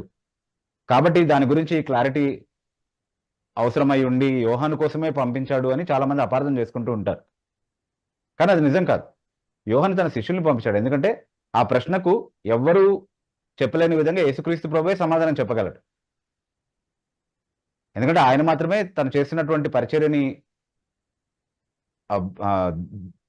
దృఢపరచగలిగేటటువంటి అద్భుతాలని, సూచక్రియల్ని చేసి తాను ఏమై ఉన్నాడని ప్రకటించుకున్నాడో అదే ఆయన అని చెప్పడానికి అవసరమైనటువంటి ఆధారాలని చూపించగలిగేటటువంటి సమర్థుడు ఆయన మాత్రమే. కాబట్టి ఆయన దగ్గరికి పంపించారు. సో పంపించినప్పుడు ఆయన ఊహించిన విధంగానే ఆయన నిజంగానే చాలా మందికి అక్కడ స్వస్థతలు ఇవ్వడము, అవన్నీ చూసిన తర్వాత మీరు వెళ్ళి చూసిన వాటిని, వినిన వాటిని యోహానికి తెలియజెప్పండి అన్నటువంటి విషయాన్ని ప్రభు చెప్పడం. అంటే వాళ్ళు చూసి వాళ్ళే సాక్ష్యం ఇచ్చే విధంగా వాళ్ళ ముందు ఆయన ఎవరై ఉన్నారో వాళ్ళకి రూఢిపరిచినట్టుగా మనం చూస్తా ఉన్నాం. సో యోహాన్ ఏమీ విశ్వాసంలో బలహీనుడు అవ్వలేదు. ఆ తర్వాత యేసుక్రీస్తు ప్రభు చెప్పినటువంటి మాట కూడా యోహాన్ని అభినందిస్తూ చాలా మాటలు చెప్పాడు. మీరు అది చదువుతారా? తర్వాత తీసారా యశ్వంత్ గారు? ఫస్ట్ క్వశ్చన్ ఇప్పుడు ఆన్సర్ చేయడం రెలవెంట్ గా ఉంటుంది. 11వ అధ్యాయం 11వ వచనం మత్తయి సువార్త. స్త్రీలు కనిన వారిలో బాప్తిస్మం ఇచ్చే యోహాను కంటే గొప్పవాడు పుట్టలేదని నిశ్చయంగా మీతో చెప్పుచున్నాను, ఆయనను పరలోక రాజ్యంలో అల్పుడైన వాడు అతని కంటే గొప్పవాడు. ఎస్. సో ఇక్కడ ఫస్ట్ ఆఫ్ ఆల్ పరలోక రాజ్యం అన్నటువంటి డెఫినేషన్ మనం అర్థం చేసుకోవాలి. పరలోక రాజ్యం సమీపించి ఉన్నది అని యోహానే ప్రకటించడం ప్రారంభించాడు యాక్చువల్గా. సో అందులోనికి ప్రవేశించడానికి మార్గం మారు మనసు పొందడం అని చెప్పాడు. సో మారు మనసు పొంది పరలోక రాజ్యంలోనికి ప్రవేశించడం అనేది యోహాను కాలం నుండి ప్రారంభమైంది. పాపులు, సుంకర్లు అయినటువంటి వాళ్ళు వచ్చి ప్రవేశించారు. మిక్కిలి అల్పులైనటువంటి వాళ్ళు పరలోక రాజ్యంలోనికి ప్రవేశించడానికి వాళ్ళకి అవకాశం వచ్చిందనమాట. అయితే వాళ్ళు బాప్తిస్మం ఇచ్చి యోహాను కంటే గొప్పవాళ్ళు అని ఎందుకు చెప్పబడింది అన్నటువంటి విషయాన్ని మనం ఆలోచిస్తే, స్త్రీలు కన్న వారి కంటే వారందరికంటే బాప్తిస్మం ఇచ్చే యోహానే గొప్పవాడు అన్నది లూకాసు వార్తలో మీరు చదివినప్పుడు ప్రవక్తల విషయంలో చెప్తున్నాడు ఈ మాటలు. అంటే స్త్రీలు కన్నా ప్రవక్తలందరికంటే కూడా బాప్తిస్మం ఇచ్చే యోహాను గొప్పవాడు. ఏ క్రమంలో? ప్రవక్తల క్రమంలో, అంటే పాత నిబంధన ప్రవక్తల క్రమంలో వచ్చినటువంటి చివరి వ్యక్తిగా దేవుని యొక్క పాత నిబంధన సందేశ పరాకాష్ఠ స్థాయికి ఆ పరిచర్యను తీసుకెళ్ళినటువంటి వ్యక్తిగా యోహాను వారందరికంటే పెద్దవాడు అన్నటువంటి లేదా ప్రముఖుడు అన్నటువంటి భావంలో చెప్పబడినటువంటి మాట అనమాట. సో ఏ పరిచర్య అయితే మోషే దగ్గర నుంచి ప్రారంభమైందో అది పతాక స్థాయికి చేరుకునేది బాప్తిస్మం ఇచ్చే యోహాను పరిచర్యలోని. కాబట్టి స్త్రీలు కన్నటువంటి ప్రవక్తలందరిలో కూడా అంటే మోషే రాయబడినటువంటి అంటే లిఖితపూర్వకమైనటువంటి నిబంధన ఆయన సమయంలో నుండి వచ్చింది కాబట్టి మోషేని చెప్పాను నేను. అంతకు ముందున్నటువంటి ప్రవక్తల దగ్గర నుంచి కూడా కౌంట్ చేసుకోవచ్చు మీరు. బట్ ఆ క్రమంలో వచ్చినటువంటి ప్రవక్తల ఆర్డర్లో బాప్తిస్మం ఇచ్చే యోహాను ప్రముఖుడు అయినప్పుడు కొత్త నిబంధన దానికంటే కూడా ఉత్తమమైనది, దానికంటే కూడా శ్రేష్టమైనది, దాని ద్వారా వచ్చినటువంటి పరలోక ప్రవేశమైనది అన్నది దానికంటే కూడా శ్రేష్టమైనది. కాబట్టి పరలోక రాజ్యంలో మిక్కిలి అల్పుడైనటువంటి వాడు కూడా పాత నిబంధన క్రమంలో వచ్చినటువంటి అతి గొప్ప ప్రవక్త కంటే కూడా గొప్ప స్థాయిలో ఉన్నాడు, గొప్ప స్థానంలో ఉన్నాడు అన్నటువంటి భావంలో చెప్పినటువంటి మాట. అంతేగాని బాప్తిస్మం ఇచ్చే యోహానుకు ఉన్నటువంటి స్థాయిని కానీ, అతనికి ఉన్నటువంటి స్థానాన్ని కానీ, అతనికి ఉన్నటువంటి ప్రాధాన్యతని కానీ తగ్గిస్తూ చెప్పినటువంటి మాట కాదు అది అనేది మనం ఖచ్చితంగా అర్థం చేసుకోవాలి. ఓకే, సో మీరు హితబోధ.comలో నాస్తిక నిందలు బైబిల్ నిజాలు అన్నటువంటి ఒక పుస్తకం ఉంది. అది కోన వీరబ్రహ్మం అనే ఒక నాస్తికుడికి నేను జవాబుగా రాసినటువంటి పుస్తకం. అందులో ఈ ప్రశ్నలకి సమాధానం ఉంది. చాలా డీటెయిల్గా విత్ రెఫరెన్సెస్ మీరు అర్థం చేసుకోగలిగేటటువంటి విధంగా నేను దాన్ని ఎక్స్ప్లెయిన్ చేశాను. సో ఒకసారి మీరు అది చదివితే ఇంకొంచెం క్లారిటీ మీకు వచ్చే అవకాశం ఉంటుంది. అది చదివిన తర్వాత ఇంకా మీకు ఏమైనా ఫర్దర్ క్వశ్చన్స్ ఉంటే కనుక మీరు అడగచ్చు. ఒకవేళ ఆ లింక్ ఏమైనా షేర్ చేయగలిగితే యశ్వంత్ గారు, that will be helpful. Yes, తప్పకుండా.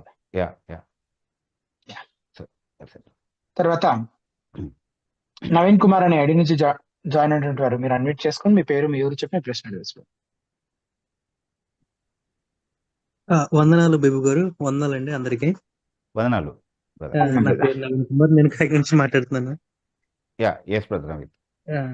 నా ప్రశ్న ఏంటంటే, అది అందరికీ తెలిసిందే, అయితే మరొకసారి నేను అంటే దీని గురించి మీరు ముందుగానే చెప్పారనుకుంటున్నాను సమాధానం. అయితే మరొకసారి అడుగుదాం అనుకుంటున్నాను బ్రదర్. అదేంటంటే లాస్ట్ టైం మన హైదరాబాద్ లో మన పడా సేవకుడు, ఆయన పేరు చెప్పొచ్చో లేదో మనకు తెలియదు, Calvary temple Satish Kumar brother. Okay, కొన్ని లక్షల మంది ప్రజల మధ్య స్టేడియంలో ఆయన పుట్టినరోజు చాలా గ్రాండ్ గా చేసుకుని, అంటే ఆ చిన్న క్లిప్పింగ్ అయితే నేను చూశాను. అది నాకు ఎంత చూసిన తర్వాత చాలా అయితే బాధ అనిపించింది. ఏంటంటే నేను బర్త్డే చేసుకున్నాను, దాని ఫోటోకి స్టిల్స్ ఇవ్వడం, అన్ని లక్షల మంది మధ్యలో పుట్టినరోజు చేసుకోవడం అయితే కరెక్టే. అది కరెక్టో కాదో నాకు తెలియదు, కానీ దాన్ని చూసి ఇక్కడ చిన్న చిన్న సంఘాల్లో కూడా చాలా మంది అయితే పుట్టినరోజు చేసుకుంటున్నారు. ఇదైతే కరెక్టే. కానీ బైబుల్ మనం బేస్ చేసుకుని, మన పరిశుద్ధ గ్రంథం మనం ఆధారం చేసుకుని ఈ పుట్టినరోజులు మనం ఒక సేవకుడిగా చేసుకోవచ్చా, లేదంటే ఒక క్రైస్తవుడిగా పుట్టినరోజు మనం చేసుకోవచ్చా లేదా? అంత పెద్ద సేవకులకైతే మనం చెప్పలేం, కానీ ఇక్కడ నా చుట్టుపక్కల ఉన్న చిన్న చిన్న సేవకులకి ఏమైనా వాక్యం ప్రకారం చెప్పాలంటే ఏం చెప్పాలి, ఎలా చెప్పాలి అనేది నా ప్రశ్న బేబు గారు. ఏదైనా మనం చేస్తున్నాము అంటే అసలు ఎందుకు చేస్తున్నాము, ఏం ఆధారం ఉండి చేస్తున్నాము, ఏ ఉద్దేశంతో చేస్తున్నాము అనేది చాలా ప్రాముఖ్యమైనటువంటి విషయాలు. సో వాక్యంలో అన్ని విషయాల గురించి కృతజ్ఞతాస్తుతులు చెల్లించమని చెప్పబడింది. నా పుట్టినరోజు అన్నది నా వ్యక్తిగతం కాబట్టి దేవుడు నాకు ఈ జీవితాన్ని ఇచ్చాడు. సో దేవుని సన్నిధిలో నేను సమయం గడుపుతూ నాకు సన్నిహితంగా ఉన్నటువంటి వారితో నేను ఒక మంచి సమయాన్ని గడపడం అనేది తప్పు కాదేమో, కానీ దానికోసం అని చెప్పి పరిచర్యకి లేకపోతే ఇంకా మంచి పనులు చేయడానికి అవసరమైనటువంటి ధనాన్ని వృధా చేయడము, చాలా మంది సమయాన్ని ఆ పేరుతో నేను వృధా చేయడము అనేది మాత్రం ఖచ్చితంగా లోకానుసారమైనటువంటి విధానం అని నేను అనుకుంటున్నాను. ఎందుకంటే దాంట్లో వాక్యానికి ఎలాంటి ఆధారం నేను చూడట్లేదు.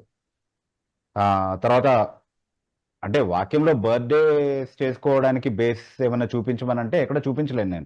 నేను మాత్రమే కదా, ఎవరు చూపించలేరు. ఎందుకంటే యూదులు ఎవరు కూడా వాళ్ళ బర్త్డేస్ చేసుకోలేదు. అంటే మనది యూదా క్రైస్తవ నేపథ్యం కదా మన విశ్వాసం అంతా కూడా మొదటి నుంచి కూడా. అంటే యూదుల సాంప్రదాయంలో ఎక్కడ కూడా ఈ బర్త్డేస్ అనేది చేసుకోలేదు. యూదుల సాంప్రదాయ సందర్భంలో మనం చదివేటటువంటి సంఘటనల్ని మనం ఒకసారి పరిశీలిస్తే కేవలం అన్యులు, యూదేతరులైనటువంటి అన్యులు మాత్రమే, ఫరో లాంటి వాళ్ళు, లేకపోతే హేరోదు లాంటి వాళ్ళు, హేరోదు సగం యూదుడు అని చెప్పుకోవచ్చు కొంతవరకు, కానీ అతనికి ఇంకా అన్యుల ఆచారము అతని పైన ఎక్కువగా ప్రభావం చూపించే అవకాశం ఉంది. కాబట్టి అలాంటి వాళ్ళు ఈ లోకానుసారమైనటువంటి పద్ధతిలో బర్త్డేస్ చేసుకోవడము, వాళ్ళకి ఏది సంతోషాన్ని ఇస్తుందో అదే చేయడము, అట్లాంటివన్నీ కూడా మనం వాక్యంలో చూస్తా ఉన్నాం. సో అలా బర్త్డేస్ చేసుకోగలిగేటటువంటి సమర్థన ఏమి బైబిల్లో నుండి నేను చూడట్లేదు క్రైస్తవులుగా మనం చేసుకోవచ్చు అని చెప్పడానికి. కానీ అన్ని విషయాల్లో దేవునికి కృతజ్ఞతాస్తుతులు చెల్లించాలి. దేవుడు మనకి జీవితాన్ని ఇచ్చినందుకు ప్రతిరోజు ఒక కొత్త ఆశీర్వాదమే కదా. సో ప్రతిరోజు మనం ఆయనకి ఎలాగైతే కృతజ్ఞతాస్తుతులు చెల్లిస్తామో, ఒక సంవత్సరం మనం పూర్తి చేసుకున్నప్పుడు దేవునికి థ్యాంక్స్ చెప్పడం ఏం తప్పు కాదు, దాని విషయమై సంతోషించడం కూడా ఏం తప్పు కాదు. కానీ ఒక సెరమోనీ దాని విషయంలో కండక్ట్ చేయడం అనేది అలాంటివేమీ దానికేమీ వాక్యంలో ఆధారం లేదు. ఈ తర్వాత ఈ బర్త్డేస్లో చేసేటటువంటి చాలా పద్ధతుల్లో కూడా కేక్ కటింగ్స్ కావచ్చు, క్యాండిల్ లైటింగ్స్ కావచ్చు, అవన్నిటికీ కూడా అనిల ఆచారంలో ఆధారాలు ఉన్నట్టుగా చాలా రిసోర్సెస్ కనిపిస్తాయి మనకి. ఇంటర్నెట్లో వెతికితే చాలా దొరుకుతాయి. అవన్నింటినీ క్రైస్తవీకరణ చేసి మనము ఏసునామంలో చేస్తున్నాం కాబట్టి ఇదంతా క్రైస్తవీకరించబడింది కాబట్టి పర్వాలేదు అని అనుకోవడానికి వీల్లేదు అనేది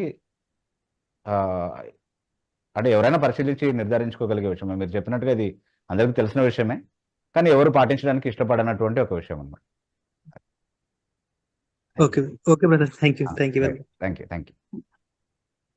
థ్యాంక్ యూ బ్రదర్. తర్వాత అనుష అనే అడ్మిన్ నుంచి జాయిన్ అయినటువంటి వారు, మీరు అడ్మిట్ చేసుకొని మీ పేరు మీ ఊరు చెప్పి మీ ప్రశ్న అడగచ్చు.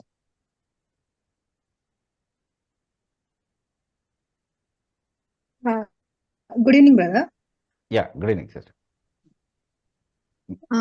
మీ పేరు ఊరు చెప్పి. నా పేరు అనుష, హైదరాబాద్ అన్న. Yes sister. యాక్చువల్గా నాకు క్వశ్చన్ ఏంటంటే, నేను ఒక 2 వర్సెస్ చదువుతాను. ఓకే. రోమన్స్ 3:12 అందరినూ త్రోవ తప్పి ఏకంగా పలికి మాలిన వారైరి, మేలు చేయవాడు లేడు, ఒక్కడైనను లేడు. అట్లానే 23 అన్న, ఏ భేదమును లేదు, అందరినూ పాపం చేసి దేవుడు అనుగ్రహించి మహిమను పొందలేకపోతున్నారు. సో ఈ వర్సెస్ ని పౌలు మనుషుల కోణంలో చెప్తున్నాడా లేకపోతే దేవుని కోణంలో చెప్తున్నాడా అనేది నాకు క్వశ్చన్ అండి.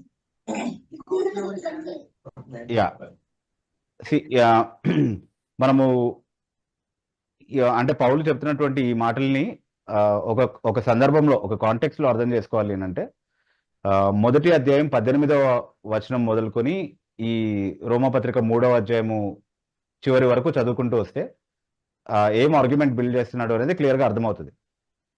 సో బేసికలీ టాపిక్ ఏంటి అంటే రక్షణ. సో రక్షణకు దోహదపడే విధంగా ఏదైనా మంచి క్రియ చేయగలరా ఎవరైనా, లేదా చేసిన వాళ్ళు ఉన్నారా అంటే అలా లేరు. కాబట్టి నీతి అనేది ఎవరికి స్వతసిద్ధంగా కలగదు, ఎందుకంటే అందరూ అవిధేయులు అయ్యారు. దేవుడు కోరేటటువంటి ఆ నీతి ప్రమాణాన్ని ఎవరు అందుకునేటటువంటి స్థాయిలో లేరు అన్నటువంటి విషయాన్ని చెప్తున్నారు. అంటే మనుషులు మంచి అని దేన్నైతే గుర్తించగలుగుతారో, లేదా దేవుడు కూడా మంచి అని సాధారణంగా గుర్తించేటటువంటి క్రియలు ఏవైతే ఉన్నాయో అవి అసలే చేయలేని సామర్థ్యం వాళ్ళకి లేదని పౌలు చెప్పట్లేదు. ఎందుకంటే 2వ అధ్యాయంలో 14-15 వచనాలు మీరు చూసినప్పుడు, మీరు మంచి క్రియలు చేస్తున్నప్పుడు మీ మనసాక్షి మిమ్మల్ని అభినందిస్తుంది, చెడు క్రియలు చేసినప్పుడు మనసాక్షి మిమ్మల్ని ఖండిస్తుంది, దోషారోపణ చేస్తుంది అన్నటువంటి మాట చెప్తున్నాడు. రక్షణ లేని వాళ్ళ విషయంలోనే చెప్తున్నాడు. దీన్ని బట్టి దేవుని ధర్మశాస్త్రం మీ హృదయంలో రాయబడినటువంటి రుజువును మీరు చూస్తున్నారు అన్నటువంటి మాట కూడా చెప్తా ఉన్నాడు పౌలు.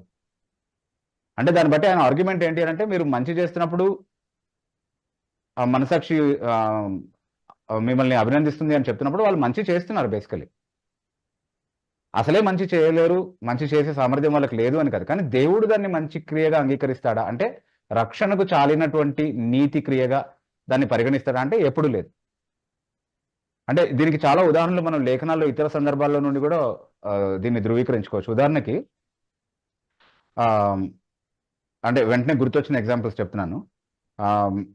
సామెతల గ్రంథం 21వ అధ్యాయం 4వ వచనంలో గర్వ హృదయము, అహంకార దృష్టి, అలాగే భక్తిహీనుల క్షేమము, పాపయుక్తములు అన్నటువంటి మాట చదువుతాం మనం.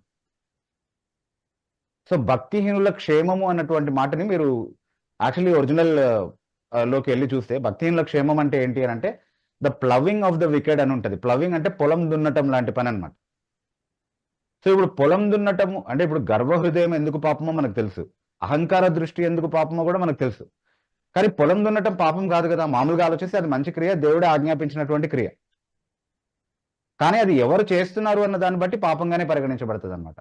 ఆ భావంలో నువ్వు మంచే చేయొచ్చు, కానీ దాన్ని దేవుడు మంచిగా అంగీకరించాడు అనమాట. ఎందుకంటే ఎవరి ద్వారా చేయబడుతుందో దాన్ని బట్టి అది మంచిగా చెడా అనేది దేవుడు నిర్ణయిస్తాడు.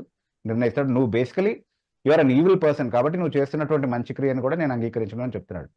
కానీ దాని అర్థం వాళ్ళు అంటే సాధారణంగా మనం ఈ సిద్ధాంతం చెప్తున్నప్పుడు అట్లా అయితే మనం మంచి క్రియలు చేయమా? ఇప్పుడు రక్షణ లేనటువంటి వాళ్ళు కూడా చాలా మంచి క్రియలు చేస్తారు కదా, అవిశ్వాసులు అని చెప్పుకునేటటువంటి వాళ్ళు కూడా మంచిని అనుసరించి నడుస్తారు కదా అన్నటువంటి ఒక అభ్యంతరం వస్తుంది సువార్తకు వ్యతిరేకంగా.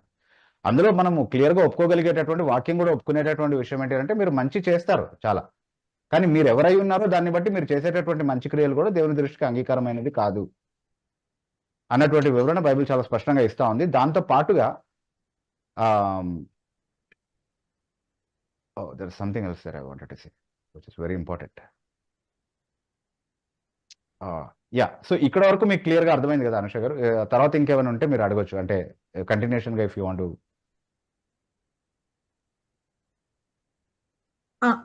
ఓకే ఓకే ఎస్, ఇది క్లియర్ గానే ఉంది కదా ఇప్పటి వరకు చెప్తున్నది? Clear. Yeah right okay, thank you sister. Yeah. తర్వాత లైవ్ చాట్ లో ఉన్నటువంటి ప్రశ్నలు. పిఎస్ఆర్ మెలడీస్ అనే ఐడి నుంచి 2వ రాజుల గ్రంథం 24వ అధ్యాయం 20వ వచనం, 2వ దినవృత్తాంతాల గ్రంథం 36వ వచనం 6వ అధ్యాయం 9వ వచనాన్ని వివరించండి అని అడిగారు. లాస్ట్ వీక్ కూడా ఇదే క్వశ్చన్ ని ఇదే ఐడి నుంచి పోస్ట్ చేయడం జరిగింది. So we request brother or sister ఎవరైతే ఈ క్వశ్చన్ పోస్ట్ చేస్తారో మీరు దయచేసి మా ప్రీవియస్ ఎపిసోడ్ 109 ఎపిసోడ్ నెంబర్ 109 మీరు ఒకసారి చూసినట్లయితే అందులో మీ క్వశ్చన్ ఆన్సర్ చేయడం జరిగింది. సో మళ్ళీ రిపీట్ చేయకుండా మేము దాన్ని స్కిప్ చేస్తాం, దయచేసి గమనించండి. తర్వాత శ్రీనివాసరావు అనే ఐడి నుంచి అడిగినటువంటి ప్రశ్న, ఈ చిలకలేని జోష్యం ఎవరు ప్రారంభించారు, ఎప్పుడు ప్రారంభించారు, ఎందుకు ప్రారంభించారు చెప్పగలరు? మరలా సండే గ్రంథ వాగ్దానములు అన్ని నావి అని పాడతారు ఎందుకు? ఈ వాగ్దానం తీసుకోవటం ఎందుకు?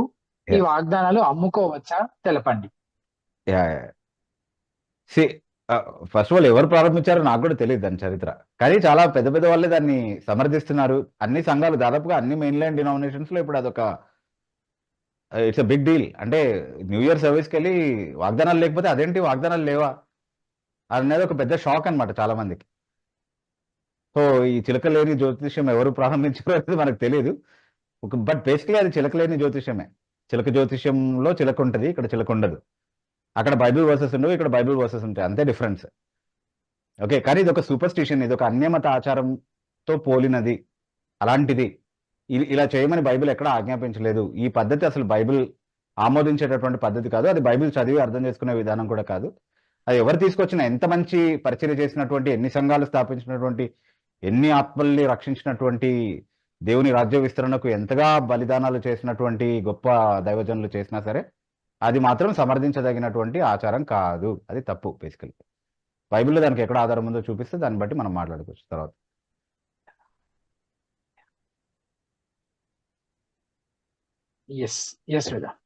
తర్వాత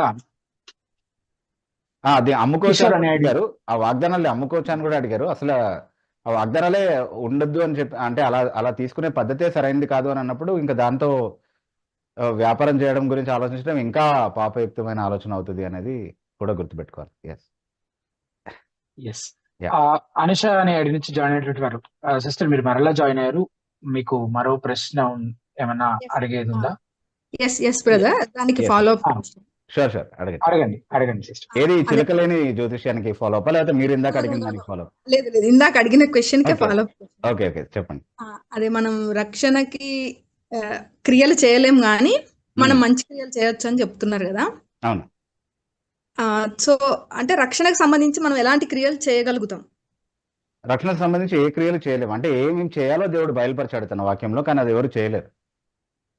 ఏం చేయాలి అని అంటే దేవుడు బయలుపరిచినటువంటి నీతి ప్రమాణం ఏదైతే ఉందో దాన్ని సంపూర్ణంగా ఆచరించి ఉండాలి. ఒక్కసారి కూడా అందులో ఉన్నటువంటి ఏ ఒక్క మాట కూడా అతిక్రమించకుండా ఉండాలి. అది దేవుడు కోరేటటువంటి నీతి ప్రమాణం అనమాట. అది అందుకోవడం ఎవరికి సాధ్యం కాదు కాబట్టి అది అందుకోలేనటువంటి వాళ్ళందరూ కూడా దేవుని దృష్టికి పాపులే. సో వాళ్ళు చేసేది ఏది కూడా దేవుడు అంగీకరించాల్సినటువంటి అవసరం లేదు. కేవలం క్రీస్తునందు మాత్రమే దాన్ని అంగీకరిస్తాడు. సో యేసుక్రీస్తు ప్రభువునందు విశ్వసించడం మాత్రమే మన నీతి కొరకు మనం చేయగలిగేటటువంటి ఏకైక క్రియ. అది కాకుండా ఇంకేం చేయలేము. అది కూడా దేవుని సహాయం లేకుండా ఎవరు చేయలేరు. ఓకే. సో అంటే అండ్ ఇప్పుడు ఎస్ చెప్పండి. క్రియలకి అంటే ఎగ్జాంపుల్ గా ఏది తీసుకోవచ్చు అన్న? లేదు అంటే ఇప్పుడు ధర్మశాస్త్రం ఆజ్ఞాపించే ప్రతి ఆజ్ఞ కూడా ఆ మాటకు వస్తే నరహత్య చేయకూడదు, వ్యభిచారం చేయకూడదు, నేను తప్ప వేరొక దేవుడు ఉండకూడదు, విగ్రహారాధన చేయకూడదు, నా దేవుని నామాన్ని వ్యర్థంగా ఉచ్చరించకూడదు, ఇంకా అన్ని ఆజ్ఞలు ఉన్నాయి కదా, చాలా ఉన్నాయి. ఓకే. సో అందులో ఏ ఒక్కటి మనం అతిక్రమించినా అన్ని విషయాల్లో మనం దోషులమే అని వాక్యం చెప్తా ఉంది. ఎందుకంటే దేవుని దృష్టిలో చిన్న పాపం పెద్ద పాపం అంటూ ఏమీ లేదు. బేసికలీ పాపం పాపమే. ఆ పాపం చేయని వాడంటూ ఎవరు లేరు. కాబట్టి ఎవరు దేవుని దృష్టికి స్వతసిద్ధంగా నీతిమంతులు కారు. అది సంపూర్ణంగా పాటించినటువంటి యేసుక్రీస్తు ప్రభు ఉచితంగా మనకు ఆపాదించబడితే మాత్రమే మనం నీతిమంతులం అవుతాం. ఎందుకంటే ఆయన నీతిలో మాత్రమే ఎలాంటి మచ్చ లేదు, ఆయనలో ఎలాంటి పాపము లేదు.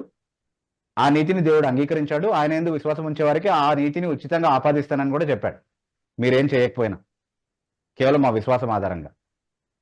సో అది చేస్తేనే రక్షింపబడడం అనేది సాధ్యం. అది లేనంత వరకు ఎవరు ఏ క్రియ చూపించి నేను ఇంత మంచి పనులు చేశాను కదా కాబట్టి నేను రక్షింపబడాలి, నేను అంగీకరించబడాలి అని చెప్పే అవకాశం లేదు.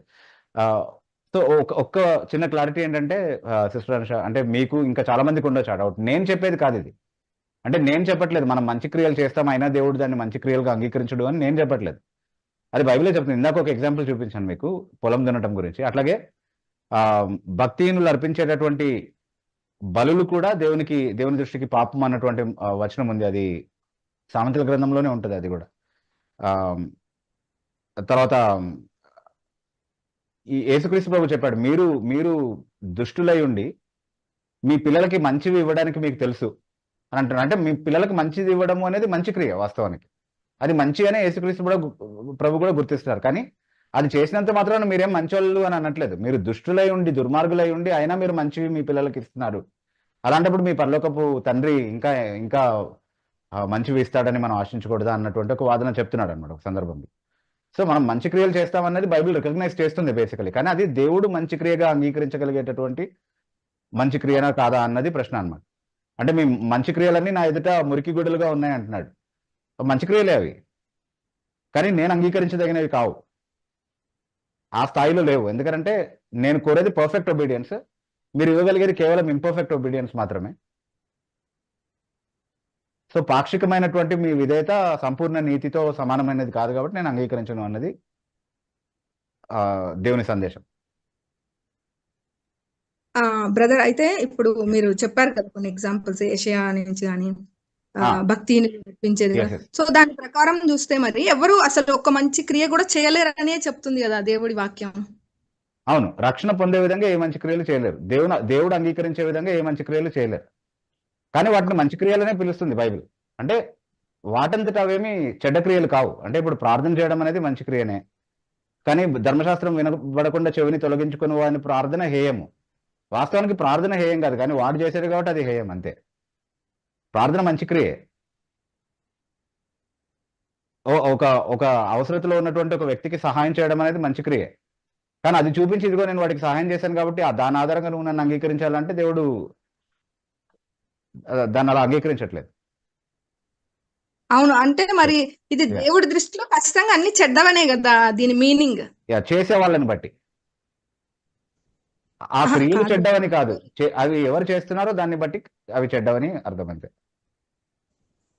ఎందుకంటే అవి దేవుడు ఆజ్ఞాపించినటువంటి క్రియలు. అవి కూడా ప్రార్థన దేవుడు ఆజ్ఞాపించిందే, బలి అర్పణ దేవుడు ఆజ్ఞాపించిందే, అవును బ్రదర్, సహాయం చేయాలన్నది కూడా దేవుడు ఆజ్ఞాపించిందే. కాబట్టి ఆ క్రియలు మంచివి, కానీ అది చెడ్డవారు చేసినప్పుడు అది చెడ్డవే, అవి మంచివి అయిపోవు వాళ్ళు చేసినంత మాత్రం. అదే ఎవరు చేసినా ఇది మామూలుగా దేవుడి దృష్టిలో అయితే మంచి కార్యాలు లేవు, ఇవి అయితే చెడ్డవి. మనిషి మంచి కార్యాలు ఉన్నాయి, దేవుని దృష్టిలో మంచి కార్యాలు ఉన్నాయి. అవన్నీ కూడా ఆయన ఆజ్ఞల్లో భాగంగా ఆయన చెప్పాడు, అవన్నీ మంచి కార్యాలే. అందులో కొన్ని చేసి కొన్ని చేయకపోతే ఆ కొన్ని చేసావు కాబట్టి వాటిని మంచి క్రియలుగా నేను అంగీకరించేసి నిన్ను నీతిమంతుడిగా తీరుస్తానని చెప్పాడు దేవుడు. ఆ ఓకే, అది అర్థమైంది బ్రదర్. కానీ దేవుడి దృష్టిలో ఏదైనా కానీ అది మంచి కార్యం, మంచి పని కాదు కదా.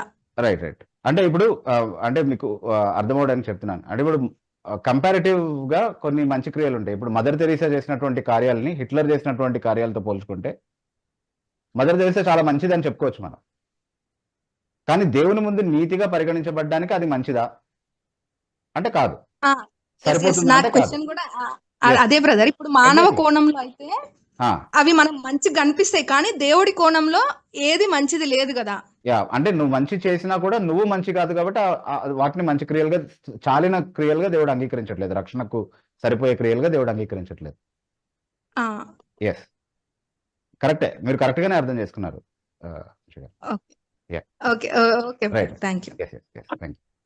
Thank you sister. తర్వాత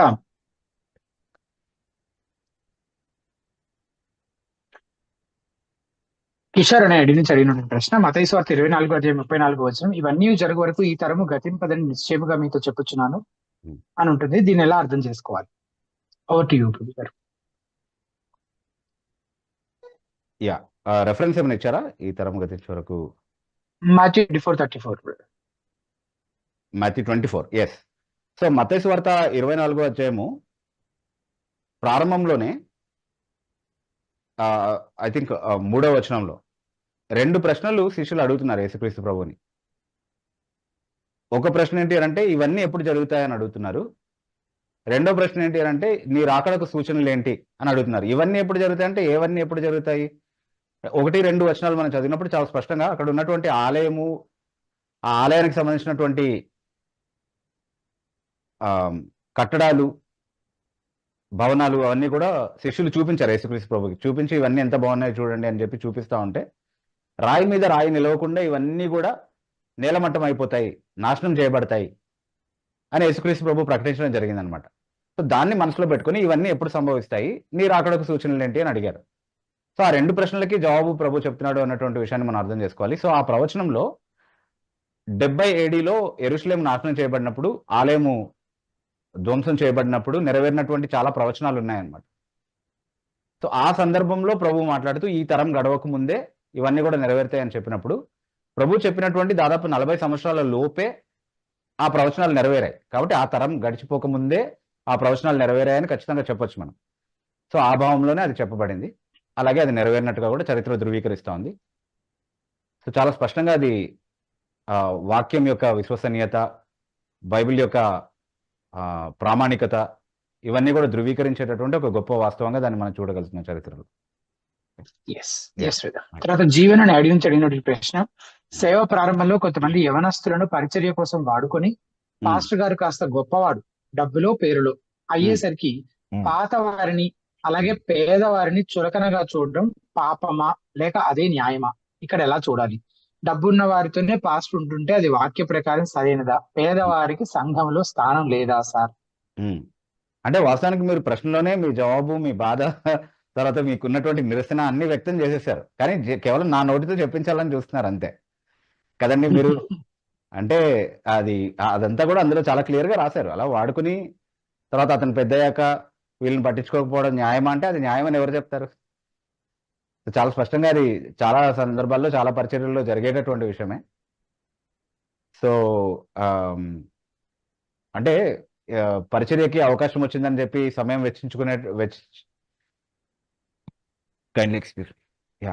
సమయం వెచ్చించి తర్వాత మీ విలువైనటువంటి సమయాన్ని వాళ్ళ కోసము వృధా చేశామని తర్వాత తెలుసుకోవడం కంటే బాధాకరమైనటువంటి ఇంకొక విషయం ఉండదు. కాబట్టి అసలు ముందే వాళ్ళు ఏం పరిచర్య చేస్తున్నారు, వాళ్ళ వ్యక్తిత్వాలు ఏంటి, అసలు వాళ్ళ లక్ష్యం ఏంటి, నిజంగా సువార్తను వ్యాపింపజేసేటటువంటి ఉద్దేశంతోనే చేస్తున్నారా లేకపోతే వాళ్ళ స్వార్థం కోసం ఏమైనా చేస్తున్నారా అన్నటువంటి విషయాల్ని సరిగ్గా అంచనా వేయకుండా, సరిగా పరిశీలించకుండా ఎవరి పరిచర్యలోనూ మీరు పాల్గొనడం కానీ వాళ్ళకి సహకారం అందించడం కానీ చేయకండి. అది తొందరపాటు అవుతుంది. సో వాళ్ళలా చేయడం తప్పు అని అంటే మనం కూడా తొందరపడింది మన తప్పే కదా. సో మనం సరిగ్గా పరిశీలించి ఉండాల్సింది, కాస్త ఆగి చూసి ఆలోచించి ఇన్వాల్వ్ అయి ఉండాల్సింది. ఏదైనా పరిచర్య కదా, అందరూ చేసేది దేవుని సేవే కదా అనుకోవద్దు. అందరూ పరిచర్య చేయట్లేదు, అందరూ దేవుని సేవే చేయట్లేదు. దేవుని సేవ పేరు మీద చాలా మోసం జరుగుతుంది, దేవుని సేవ పేరు మీదే ఎక్కువ మోసం జరుగుతుంది. కాబట్టి చాలా జాగ్రత్తగా ఉండాలి. మన సమయాన్ని కానీ, మన ధనాన్ని కానీ, మన ప్రయాసని కానీ మనం వెచ్చించే కంటే ముందు దీనికోసం అది చేయడం మంచిదేనా, అది is it worth doing it అన్నటువంటి విషయాన్ని ఒకసారి ఆలోచించిన తర్వాత దాంట్లోకి వెళ్ళడం మంచిది. తొందరపడితే నష్టపోయిన దానికి ఎంతో కొంత బాధ్యత మనం కూడా తీసుకోవాల్సి ఉంటుంది. కాబట్టి పూర్తిగా ఆ వ్యక్తిని అని we can't really shy away from our responsibility of examining properly before we go into something. So చేసినప్పుడు మీరు ఎందుకు చేశారు?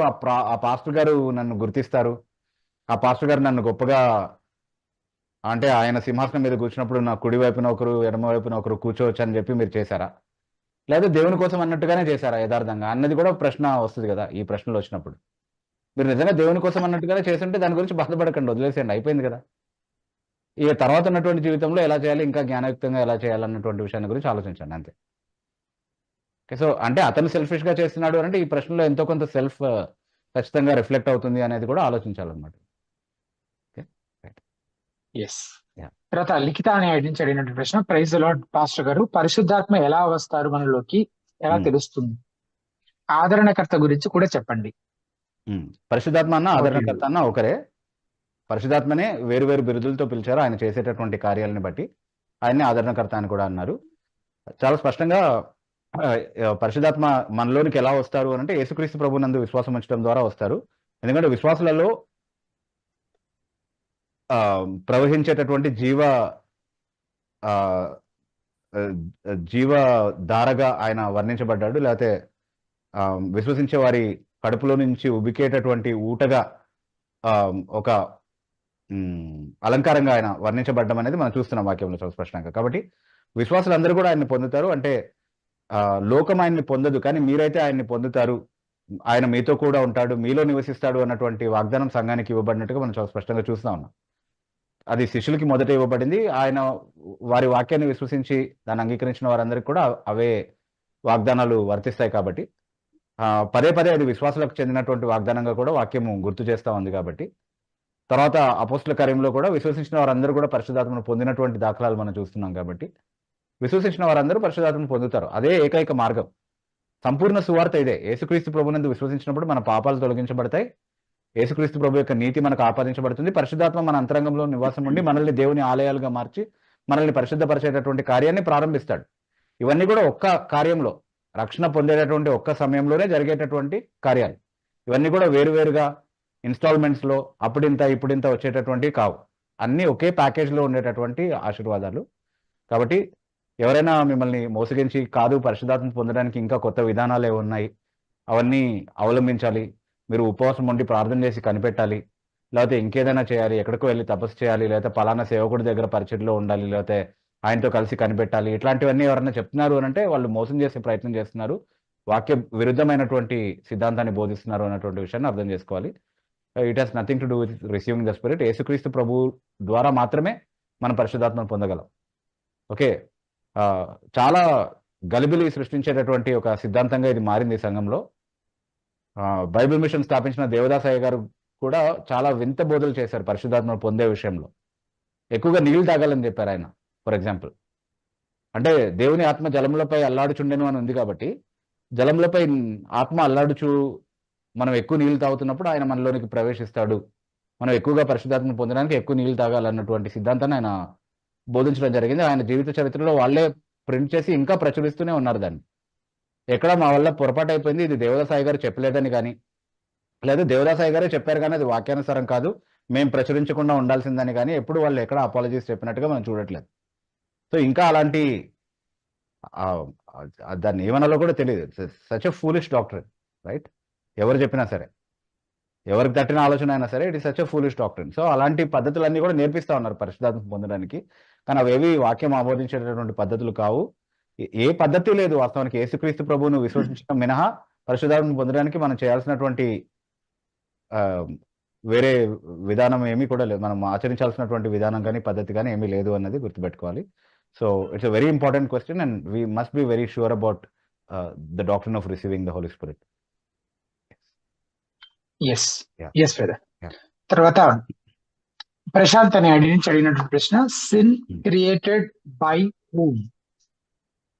పాపాన్ని ఎవరు తయారు చేశారు, సృష్టించారు? పాపానికి కర్త ఎవరు? సో అంటే యాక్చువల్లీ పాపాన్ని ఒక వస్తువుగాను, లేకపోతే అది ఏదో ఒక ద్రవ పదార్థంగాను, లేకపోతే దాన్ని ఒక దాన్ని ఎలా చూస్తున్నారో తెలియదు బేసికలీ. మనం ఆ ప్రశ్న అడిగేటప్పుడు చాలా మంది అడుగుతారు. అంటే ఇప్పుడు ప్రశ్న అడిగినటువంటి ప్రశాంత్ గారిని మాత్రమే ఉద్దేశించి నేను చెప్పట్లేదు. పాపాన్ని ఎవరు తయారు చేశారు అని అన్నప్పుడు దాన్ని ఒక వస్తువుగా, దాన్ని తయారు చేయడానికి ఒక కర్మాగారము, ఒక కార్మిక బృందము ఉండి వాళ్ళు దాన్ని మ్యానుఫ్యాక్చర్ చేసి బయటకు వదలాలి అన్నటువంటి ఒక ప్రోడక్ట్ లాగా చూస్తున్నారేమో పాపాన్ని అని అనిపిస్తుంది. కానీ అది కాదు వాస్తవానికి. పాపం అంటే ఏంటి? మంచి, నీతి అన్నది దేవుడు తన స్వభావం ద్వారా నిర్వచించాడు. సో దేవుని స్వభావానికి వ్యతిరేకంగా ఉన్నది ఏదైనా సరే అది పాపమే. దేవుడు దేన్నైతే మంచి అని ప్రకటించాడో దాని ఉల్లంఘన లేకపోతే దానికి వ్యతిరేకంగా ఉన్నది పాపం, అంతే. దాన్ని తయారు చేయాల్సిన అవసరం లేదు. By the very definition it is the opposite of God. దేవునికి వ్యతిరేకంగా ఉన్నది ఏదైనా సరే, ఇప్పుడు దేవుడు సత్యమై ఉన్నాడు, సత్యం కానిదేదో అదే పాపం. అంటే ఒక ఎగ్జాంపుల్గా చెప్పాలంటే దేవుడు ప్రేమ అయి ఉన్నాడు, ప్రేమ కానిదేదో అది పాపం. దేవుని ప్రేమ కానిదేదో అది పాపం. ఓకే, సో అలా దేవుని లక్షణాలని, దేవుని స్వభావాన్ని మనం పరిశీలించినప్పుడు అది పరిశుద్ధత అని, దానికి భిన్నంగా ఉన్నదంతా కూడా పాపం అని చాలా ఖచ్చితంగా అర్థం చేసుకోవచ్చు. కాబట్టి ఈవెన్ ఫిలసాఫికల్గా మాట్లాడుకున్నా సరే ఇది ఫిలసాఫికల్ క్వశ్చన్, ఎందుకంటే బైబిల్ దాన్ని ఇన్ దోస్ టర్మ్స్ ఆ క్వశ్చన్ని డీల్ చేసినట్టుగా మనం చూడడం ఎక్కడ కూడా. బట్ ఈవెన్ ఫిలసాఫికల్గా మనం ఆలోచించాల్సి వచ్చినా సరే అది దేవుని స్వభావానికి భిన్నమైనటువంటి ప్రవర్తన లేదా ఆలోచన అంతే తప్ప దాన్ని ఎవరో తయారు చేయాల్సినటువంటి అవసరం లేదు. Okay, right.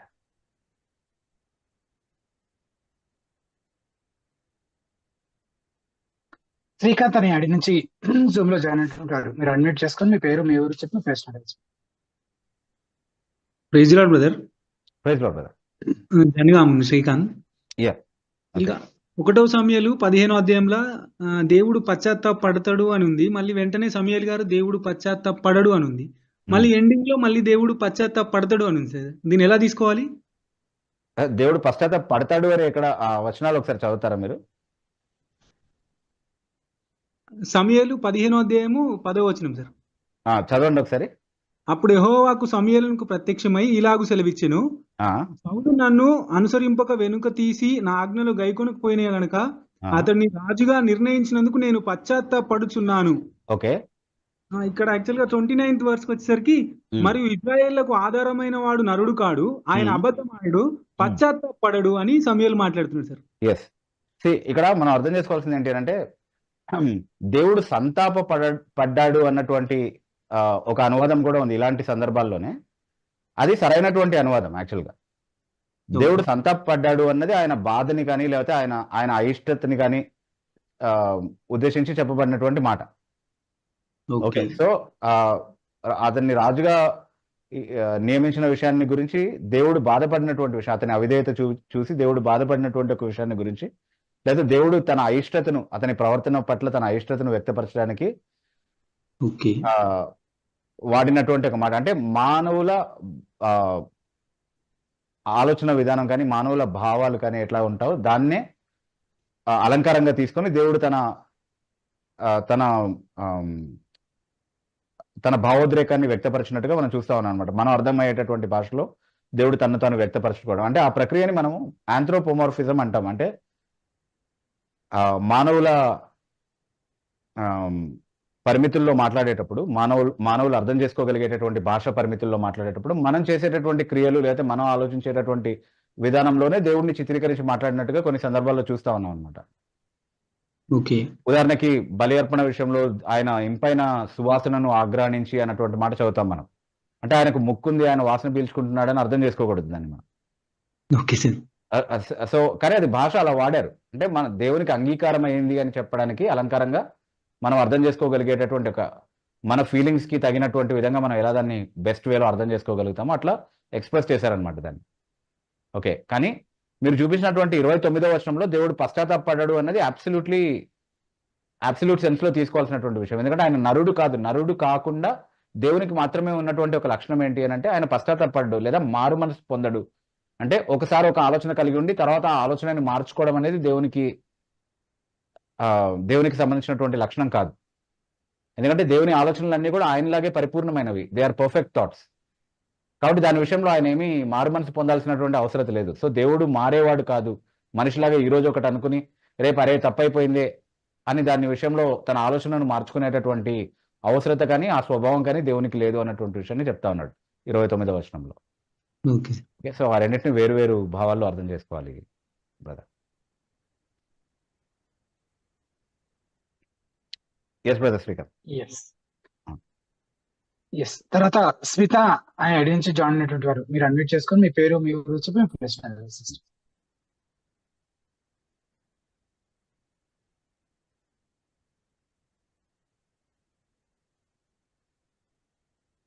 హలో.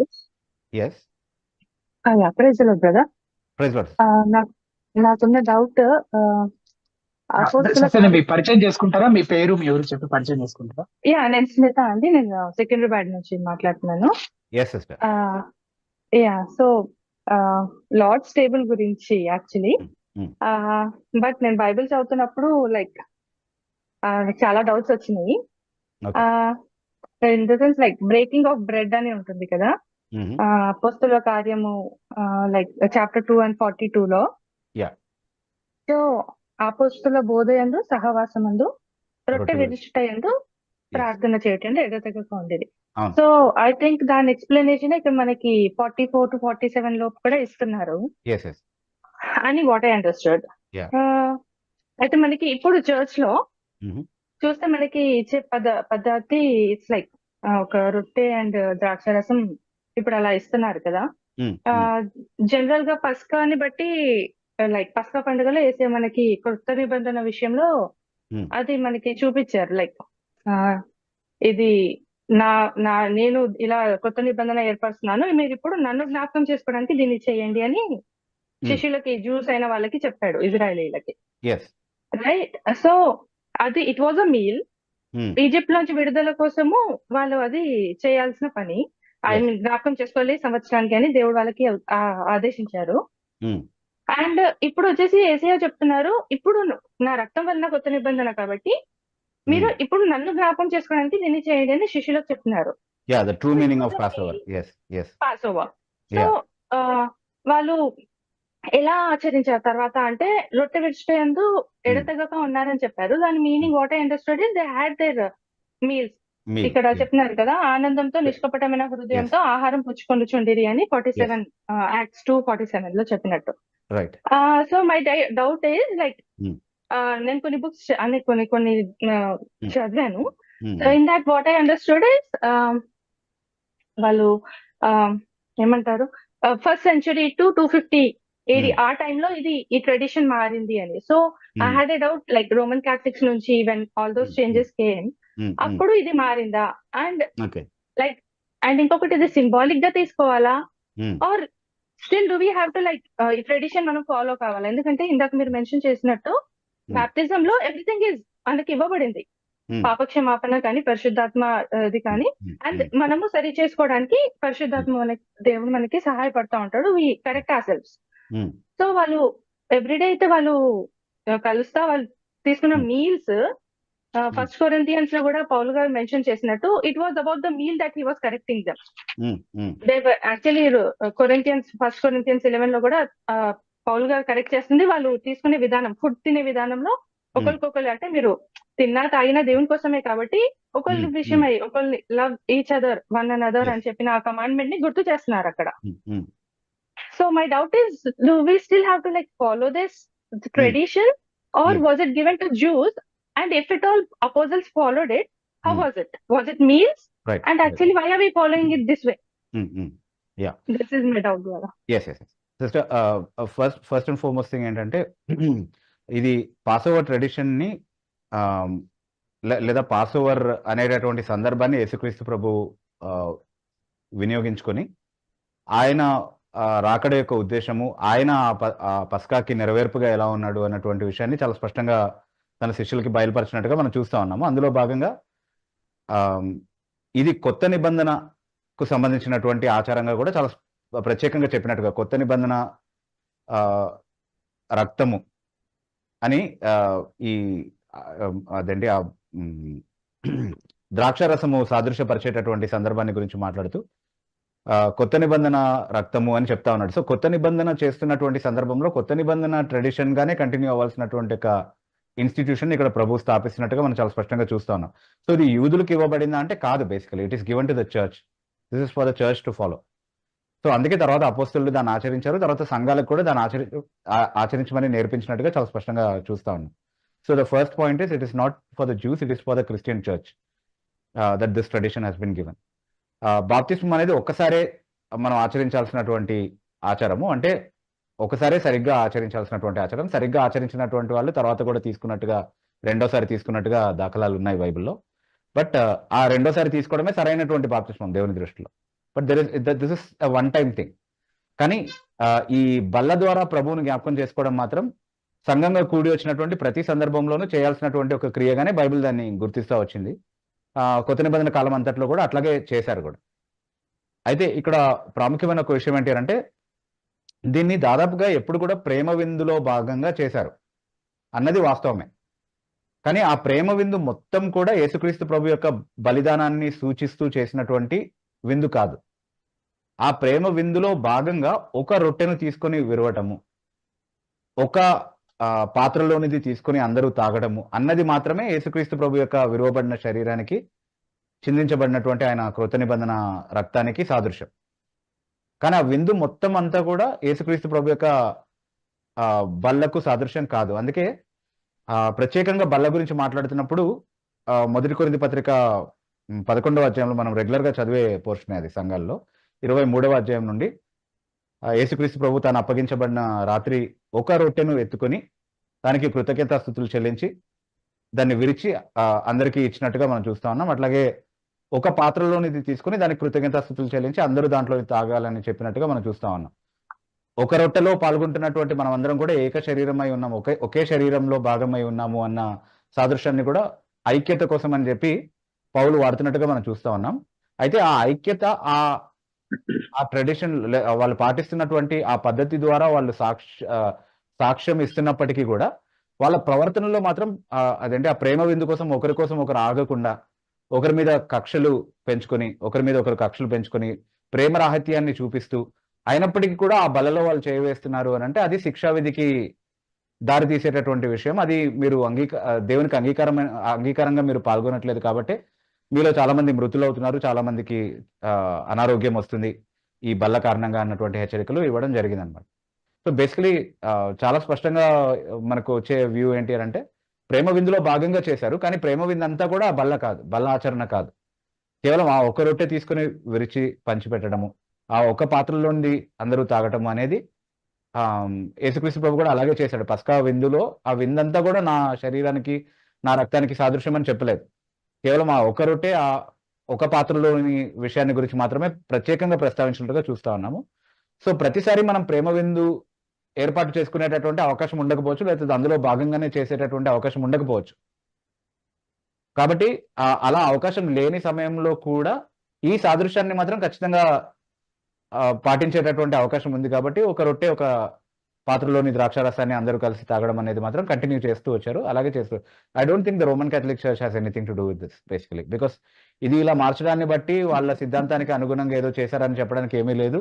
అంతేకాకుండా వాక్యంలో కూడా ఇదే ఆ ఆచారం, అంటే ఒక రొట్టె ఒక పాత్రలోనిది అన్నదే ఈ ఆచారం అని నిర్ధారించుకునే వీలుంది. కాబట్టి వాళ్ళు దీన్ని ఏదో మార్చారని మనం అనుకోవాల్సిన అవసరం లేదు. వాళ్ళు మార్చినవి వేరే చాలా ఉన్నాయి, అంటే దీని అర్థాన్ని వాళ్ళు మార్చారు. అంటే మీరు అడిగారు ఇది ఇప్పుడు కేవలం సాదృశ్యం మాత్రమేనా లేకపోతే ఇంకా ఏమైనా ఉందా అని. ఇంకా చాలా ఉంది. అది యేసుక్రీస్తు ప్రభు యొక్క శరీరమే అక్షరాల ఆ యాజకుడు తీసుకుని దాన్ని విరిచినప్పుడు అది అక్షరాల యేసుక్రీస్తు ప్రభు యొక్క శరీరంగా మారుతుంది. ఆ రక్తం అంతా కూడా ఆ ద్రాక్షరసం అంతా కూడా అక్షరాల యేసుక్రీస్తు ప్రభు యొక్క రక్తంగా మారుతుంది.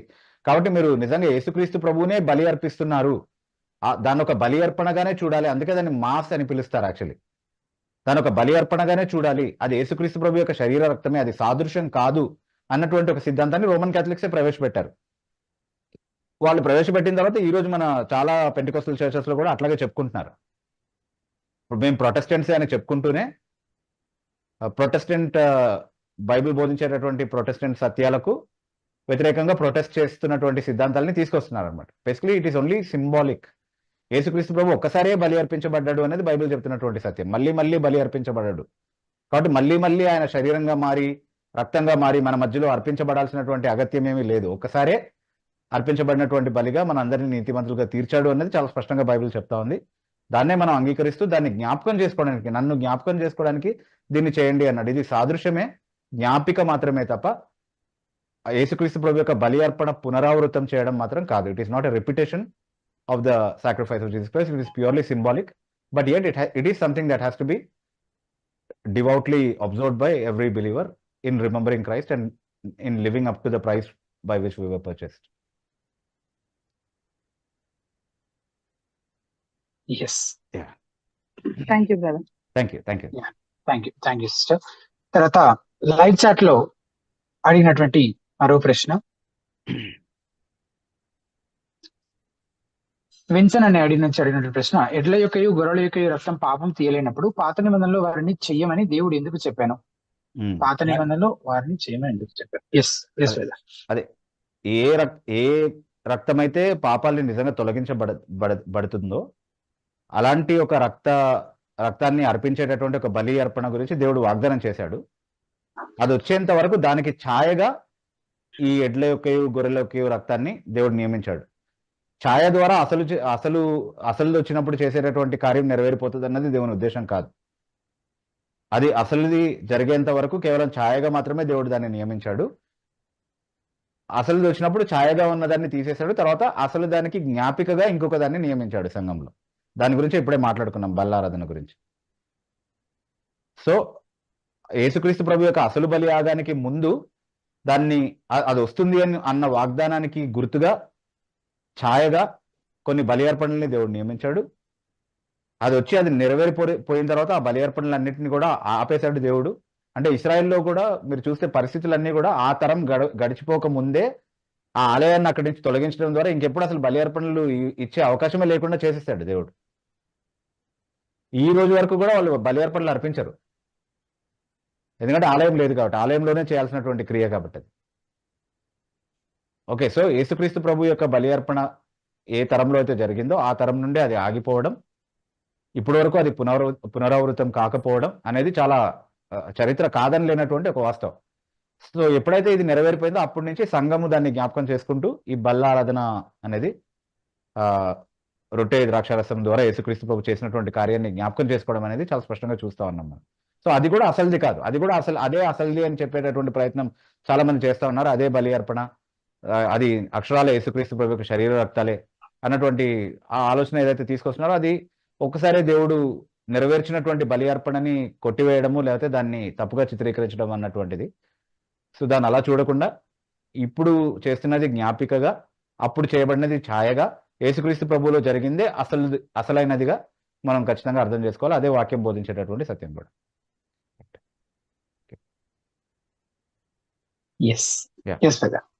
తర్వాత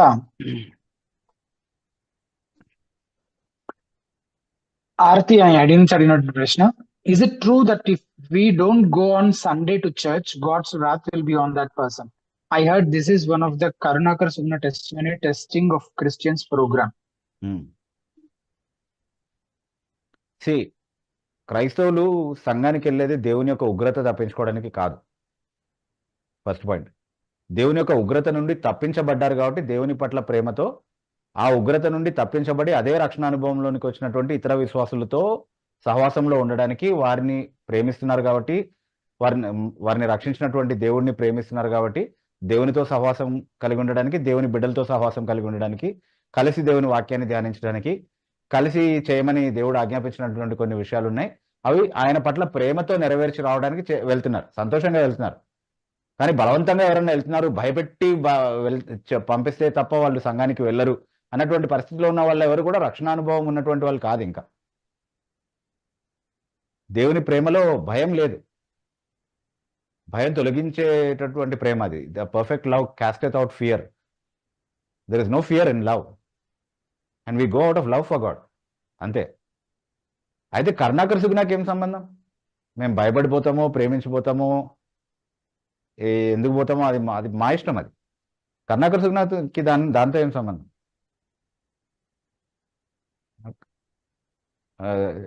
we are not answerable to Karnakar Suguna. Basically ఇది బిలీవర్స్ అర్థం చేసుకోవడానికే చెప్తున్నాను. Okay, so yes yes brother.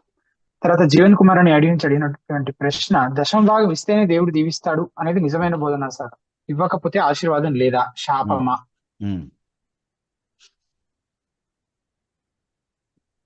First of all మనం గుర్తించాల్సింది ఏంటి అంటే, దశమ భాగాలు ఇచ్చేది అసలు దేవుని ఆశీర్వాదాలు కొనుక్కోవడానికి కాదు.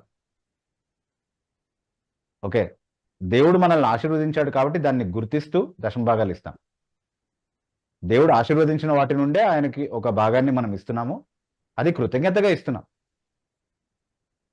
ఓకే, సో అయితే పాత నిబంధన కాలంలో కూడా మీరు ఇవ్వట్లేదు కాబట్టి మీ పైన శాపం వస్తుంది అన్నటువంటిది చెప్పినప్పుడు చాలా ఖచ్చితంగా వారు ఇచ్చేటటువంటి దశమ భాగం పైన కొన్ని ప్రాణాలు ఆధారపడి ఉన్నాయి. యాజకులు కావచ్చు, ఆ దేశంలో ఉన్నటువంటి పేదవాళ్ళు కావచ్చు, వాళ్ళందరూ కూడా వాళ్ళు ఇచ్చేటటువంటి దశమ భాగం పైనే ఆధారపడి ఉంటారు. వాళ్ళు ఉండి కూడా ఇవ్వని పరిస్థితి వచ్చినప్పుడు, వాళ్ళందరూ కూడా పస్తు ఉండాల్సినటువంటి ఒక ప్రమాదకరమైనటువంటి పరిస్థితి వచ్చినప్పుడు మీ బాధ్యత మీరు నిర్వర్తించట్లేదు కాబట్టి, మీ దాని కారణంగా, మీ నిర్లక్ష్యత కారణంగా, లేకపోతే మీకు దేవుణ్ణి ప్రేమించి మీకు చేయాల్సినటువంటి బాధ్యతలు, నేర్పించినటువంటి బాధ్యతలు మీరు చేయట్లేదు కాబట్టి, దానివల్ల ఇతరుల పైన ప్రభావం పడుతుంది కాబట్టి ఖచ్చితంగా దాన్ని శాపానికి హేతువుగా దేవుడు చూశాడు, వాళ్ళని ఆశీర్వదించడానికి ఆయన నిరాకరించాడు అనేది ఖచ్చితంగా అర్థం చేసుకోవచ్చు మనం. సో కొత్త నిబంధనలో దశమభాగం ఇవ్వని ఎక్కడ ఆజ్ఞ రూపంగా ఎక్కడ చెప్పబడలేదు, దశమభాగం రద్దు చేయబడిందని కూడా ఎక్కడ ఆజ్ఞ రూపంగా చెప్పబడలేదు. కానీ వాక్యోపదేశం పొందేటటువంటి వారు, వాక్యోపదేశం చేసిన వారికి, ఎవరి ద్వారా అయితే నువ్వు మేలు పొందావో వాళ్ళకి నువ్వు సహాయం చేయడం అనేది, అంటే వాళ్ళు బ్రతకడానికి వాళ్ళ జీవనోపాధి సువార్త కాబట్టి, సువార్త ప్రకటించేవాడు సువార్త ద్వారా జీవించవచ్చని ప్రభువే నియమించాడు అని వాక్యం చెప్తుంది కాబట్టి, వాళ్ళ జీవనోపాధి, వాళ్ళ నుండి మేలు పొందుతూ కూడా నువ్వు ఇవ్వగలిగే పరిస్థితిలో ఉండి, ఇవ్వాల్సిన బాధ్యత కూడా ఉండి దాన్ని విస్మరిస్తూ ఒకవేళ నువ్వు జీవిస్తున్నావు అంటే దాని ద్వారా నువ్వు మాత్రం సుఖంగా సంతోషంగా అన్ని అనుభవిస్తున్నావు. కానీ ఎవరి ద్వారా అయితే నువ్వు ప్రయోజనం పొందావని నువ్వే సాక్ష్యం ఇస్తున్నావు, ఆ వ్యక్తి మాత్రం కష్టాల్లో ఉన్నాడు కానీ నువ్వు అతన్ని ఏమీ పట్టించుకోవట్లేదు అని అంటే దాని విషయంలో ఖచ్చితంగా జవాబు చెప్పాల్సి వస్తుంది దేవునికి. అట్లాగే నువ్వు సహాయం చేయగలిగేటటువంటి సహోదరులు ఉన్నారు, పేదవాళ్ళు ఉన్నారు, వాళ్ళకి నువ్వు చేయగలిగి ఉండి కూడా చేయట్లేదు అంటే ఖచ్చితంగా దాని విషయంలో దేవుడు లెక్క అడుగుతాడంటే అడుగుతాడు అంతే. మేలు చేయనిరిగి ఉండి అలా చేయని వానికి అది పాపంగా పరిగణించబడుతుంది. సో నిజంగా జెన్యున్గా ఒక నీడ్ ఉండి దాన్ని నువ్వు మీట్ అవ్వగలుగుతావు, కానీ నువ్వు అది చేయట్లేదు అని అంటే దేవుని ఆశీర్వాదాన్ని ఎందుకు ఆశించాలి? నువ్వు ఇవ్వడానికి ఇష్టపడినప్పుడు దేవుడు ఎందుకు ఇవ్వాలని ఆశిస్తున్నావు అన్నది న్యాయమైనటువంటి విషయమే. కాబట్టి ఇవ్వకపోతే దేవుడు ఆశీర్వదించడు అన్నది ఈ దృష్టికోణం నుండి అర్థం చేసుకోవాలి తప్ప బెదిరించి తీసుకోవడానికి ఒక ఆయుధంగా కాదు. నువ్వు నాకు ఇస్తే దేవుడు నిన్ను ఆశీర్వదిస్తాడు అని ఎవరికి చెప్పేటటువంటి అధికారం లేదు బేసికలీ. ఓకే, సో నువ్వు పరిచర్యకి ఇవ్వాలి, పరిచర్య పైన ఆధారపడేటటువంటి వారు బ్రతకడానికి అవసరమైనటువంటి విషయాన్ని సరిగ్గా వివేచించి ఇవ్వాలి. దాన్ని మిస్యూజ్ చేస్తున్నటువంటి వాళ్ళు ఉన్నారంటే ఉన్నారు ఖచ్చితంగా. వాళ్ళకి ఇస్తున్నావు అంటే అందులో కొంత బాధ్యత నీకు కూడా ఉంది, ఎందుకంటే దేవుని ధనాన్ని నువ్వు వృధా చేస్తున్నావు. సరిగ్గా వాడమని దేవుడు నీ చేతిలో పెట్టినటువంటి ధనాన్ని నువ్వు జ్ఞానయుక్తంగా కాకుండా అనాలోచితంగా వాడుతున్నావు. నీ సొంత ధనాన్ని అలా అయితే అలా వాడవు కదా. నువ్వు ఎక్కడ పెట్టుబడి పెడుతున్నావు, అక్కడ నష్టం కలుగుతుంది, పెట్టిన ఉద్దేశం నెరవేరదు అన్న దగ్గర నువ్వు ఖర్చు పెట్టవు కదా. అలాంటప్పుడు దేవుని ధనాన్ని ఎలా ఖర్చు పెట్టగలుగుతున్నావు ఆలోచన లేకుండా? సో అలా మిస్యూజ్ అవుతుంది చాలాసార్లు. దశమ భాగం అన్నటువంటి కాన్సెప్ట్, లేకపోతే దేవునికి ఇవ్వడం అన్నటువంటి కాన్సెప్ట్ మిస్యూజ్ అవుతుంది అన్నది వాస్తవం అంటే వాస్తవమే.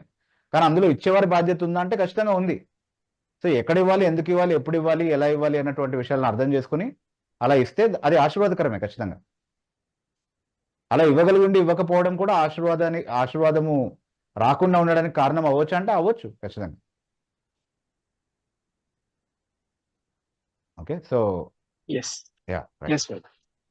తర్వాత షార్ట్ మెసేజెస్ అనే అడిగినటువంటి ప్రశ్న, విగ్రహాలకు అర్పించిన వాటిని తినవచ్చా తినకూడదా? ఆన్సర్ చెప్పండి అన్నయ్య. విగ్రహాలకు అర్పించిన వాటిని తినకూడదు అంతే. అంటే అది నీకు తెలియకుండా తింటే పర్వాలేదు, ఇది విగ్రహార్పితమని ఎవరైనా నీకు చూపిస్తే ఖచ్చితంగా తినడానికి అవకాశం లేదు. ఏ ప్రశ్న అడగకుండా అంగట్లో అమ్మేటివన్నీ కూడా కొనుక్కొని తినొచ్చు, ప్రార్థన చేసుకొని తినొచ్చు. ఏ ప్రశ్న అడగకుండా ఎవరైనా ఏదైనా పెడితే అది తినొచ్చు. అది ఎక్కడ కూర్చొని తింటున్నా సరే వాళ్ళు ఏమీ నీకు చెప్పకుండా నీకు పెడితే నువ్వేమీ విచారించకుండా మనసాక్షి విషయమే ఎలాంటి ప్రశ్నలు అడగకుండా ఇది ప్రసాదమా, ఇది నైవేద్యం పెట్టారా, ఇది తిరుపతి నుంచి తెచ్చారా, ఇది శ్రీశైలం నుంచి తెచ్చారా అని అడగకుండా వాళ్ళు నీకు పెట్టింది ఏదో తిను ప్రార్థన చేసుకొని. కానీ అది ప్రసాదమని నీకు ఎవరన్నా చెప్తే అది ప్రసాదమని చెప్పారు కాబట్టి అది విగ్రహార్పితం కాబట్టి తినకూడదు. అది నీ సాక్ష్యానికి సంబంధించినటువంటి విషయం, ఎంతో మంది మనసాక్షికి సంబంధించినటువంటి విషయం కూడా. నువ్వు ఇచ్చే సాక్ష్యం పైన చాలా మంది మనసాక్షి ప్రభావితం చేయబడేటటువంటి అవకాశం ఉంది కాబట్టి దాని విషయంలో సున్నితంగా వ్యవహరించాలి, జాగ్రత్తగా వ్యవహరించాలని వాక్యం చెప్తా ఉంది. కాబట్టి ఖచ్చితంగా విగ్రహార్పితాలు తినొచ్చా అంటే తినకూడదు అన్నటువంటి మాట బైబిల్ చెప్తా ఉంది. విగ్రహాల జోలికి వెళ్ళకూడదు అని చాలా ఖచ్చితంగా హెచ్చరించబడ్డాం మనము. సో చాలా సందర్భాల్లో కొత్త నిబంధనలో కూడా విగ్రహార్పితాలు తినకూడదు అన్నటువంటి బోధే చాలా స్పష్టంగా మనం చూస్తా ఉన్నాం. రైట్. ఎస్. తర్వాత ప్రశాంత్ అని ఐడెంటిటీ అడిగినట్టు ప్రశ్న, క్రిస్టియన్స్ సెకండ్ మ్యారేజ్ చేసుకోవచ్చా? ఎస్, సెకండ్ మ్యారేజ్ చేసుకోవచ్చు. కానీ ఫస్ట్ స్పౌజ్ బ్రతికున్నప్పుడు, మొదటి భార్య కానీ భర్త కానీ బ్రతికున్నటువంటి సమయంలో చేసుకోవడానికి వీల్లేదు. వాళ్ళు చనిపోయినటువంటి పరిస్థితి అయితే కనుక ఖచ్చితంగా చేసుకోవచ్చు, దాంట్లో ఎలాంటి నిషేధము లేదు. సరే, బ్రతికున్నప్పుడు కూడా చేసుకోవడానికి అనుమతించబడినటువంటి పరిస్థితులు ఏమైనా ఉన్నాయంటే ఉన్నాయి. బైబిల్ అనుమతించినటువంటి కారణాలని బట్టి ఒకవేళ విడాకులు అయి ఉంటే ఆ తర్వాత పెళ్లి చేసుకోవచ్చు. బైబిల్ అనుమతించినటువంటి విడాకులు ఏంటి అని ఒకవేళ మీరు పరిశీలించాలనుకుంటే, ఆ విడాకులు అవ్వటానికి మీరు బాధ్యులు కాదు, కేవలం బాధితులు మాత్రమే అన్నటువంటి పరిస్థితులు ఉన్నప్పుడు అది దేవుడు ఆమోదించినటువంటి విడాకులు, కాబట్టి మీరు మళ్ళీ పెళ్లి చేసుకోవచ్చు అన్నటువంటి విషయాన్ని అర్థం చేసుకోవచ్చు ఖచ్చితంగా. అంటే బ్రాడ్ సెన్స్ లో చెప్తున్నాను, పర్టికులర్ ఇన్స్టెన్సెస్ లోకి వెళ్లకుండా. చాలా ఎగ్జాంపుల్స్ చెప్పుకోవచ్చు మనం. అంటే ఇప్పుడు అవతల వ్యక్తి వ్యభిచారంలో జీవిస్తూ ఉంది, లేకపోతే జీవిస్తూ ఉన్నాడు, అలాంటి వ్యక్తితో నేను ఖచ్చితంగా కొనసాగాల్సిందేనా, మారుమనసు పొందే స్కోప్ ఏం లేదు, చాలా కాలంగా అట్లాగే ఉంది, ఎవరు చెప్పినా వినట్లేదు, మారే అవకాశం లేదు, ఇంకా ఎక్కువగానే అవే అవకాశం ఉంది అన్నటువంటి పరిస్థితి ఉన్నప్పుడు అందులో కొనసాగాలా అంటే కొనసాగాల్సిన అవసరం లేదు. అవతల వ్యక్తి పెళ్లికి పనికిరాడు, మోసం చేసి చేసుకున్నాడు, ఆ వ్యక్తితో అట్లాగే కొనసాగాల్సిందేనా జీవితాంతం అంటే కాదు. ఎందుకంటే వారి ఇరువురు ఏక శరీరం అవుతారు అన్నటువంటి నియమం ఎక్కడ నెరవేరలేదు కాబట్టి అసలు పెళ్ళే కాదు, ఆ పెళ్లి నుంచి బయటికి రావచ్చు. ఇలాంటి పరిస్థితుల్లో విడాకులు అయ్యాయి అనుకోండి, అప్పుడు ఏం చేయాలి? నువ్వు అన్యాయం చేయలేదు ఎవరికి, అది బైబిల్ అనుమతించినటువంటి విధానంలోనే అనుమతించిన కారణాలను బట్టి విడాకులు తీసుకున్నావు. నువ్వు ఆ విడాకులకి బాధ్యుడివి కావు, బాధితుడివి మాత్రమే. అలాంటప్పుడు మళ్ళీ పెళ్లి చేసుకునేటటువంటి అనుమతి ఉందా అంటే ఖచ్చితంగా ఉంది. రైట్.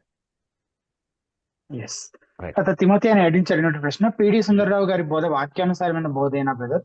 వారి బోధ విని చాలా మంది అట్రాక్ట్ అయ్యి ఉన్నారు బ్రదర్, వారి గురించి మీ యొక్క అభిప్రాయం తెలియజేయండి. అంటే పిడి సుందరరావు గారి గురించి ఆయన తను జయశాలి అని పిలుచుకుంటాడు. ఈ రోజు తెలుగు సంఘాల్లోకి ఎక్కడికి వెళ్ళి జయశాలి ఎవరు అని అడిగినా యేసుక్రీస్తు ప్రభు అని ఎవరు చెప్పరు, పిడి సుందరరావు అనే చెప్తారు చాలా మంది. కానీ బైబిల్లో జయశాలి అన్నటువంటి బిరుదు వాస్తవానికి యేసుక్రీస్తు ప్రభుకి ఆపాదించబడిందని తెలుగు బైబిల్ చదివే వాళ్ళకు కూడా చాలా మందికి తెలియదు.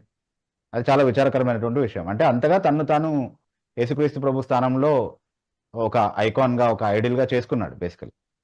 ఓకే, సో అలాంటి యాటిట్యూడ్ ఉన్నటువంటి ఒక వ్యక్తి చేసినటువంటి బోధల్లో నుంచి మనం ఏం ఎక్స్పెక్ట్ చేస్తాం? ఏమీ ఎక్స్పెక్ట్ చేయలేం. సింహగర్జన అన్నటువంటి ఒక పుస్తకం రాశాడు, అది చదివితే అర్థమవుతుంది ఆయన సిద్ధాంతాలు ఏంటో. ఎవరిని మృంగుద్దునా అని ఎప్పుడూ తిరుగులాడేటటువంటి ఆ సింహము మాటలుగానే కనబడతాయి అన్నమాట ఆ సింహగర్జనలు అన్నీ కూడా. ఓకే, కాబట్టి వాక్యానుసరమైనటువంటి బోధలు కావని చెప్పడానికి ఒక 2-3 ఆర్టికల్స్ కూడా హితబోధ వెబ్సైట్లో ఉన్నాయి. ఒకవేళ హితబోధ.com వెబ్సైట్ మీకు ఐడియా లేకపోతే అందులోకి వెళ్ళి హితబోధ.com అని టైప్ చేస్తే ఆ వెబ్సైట్లో చాలా కేటగిరీస్ ఆఫ్ బుక్స్ మీకు కనబడతాయి. పుస్తకాలు అన్నటువంటి ఆప్షన్ మీరు తీసుకుంటే అందులో దుర్బోధలకు జవాబు అన్నటువంటి సెక్షన్కి వెళ్ళండి. అందులో జయశాలి పరాజయం అనే ఆర్టికల్ ఉంది. అలాగే పిడి సుందరరావు దుర్బోధలకు సంబంధించి ఒక సిరీస్ ఆఫ్ ఆర్టికల్స్ స్టార్ట్ చేశాము. అందులో కొన్ని మీరు చదవచ్చు, చాలా విషయాలు మీరు అర్థం చేసుకునే అవకాశం ఉంటుంది. రైట్. తర్వాత డానియల్ విల్సన్ అనే ఐడెంటిటీ అడిగినట్టు ప్రశ్న, recent news on reservation, how important it is for a believer to claim as a Christian in the mandal office? Is faith superior over a caste certificate? Because it's just a piece of paper, kindly tell us. If faith is not superior over just a piece of paper, then I don't know faith is superior over what.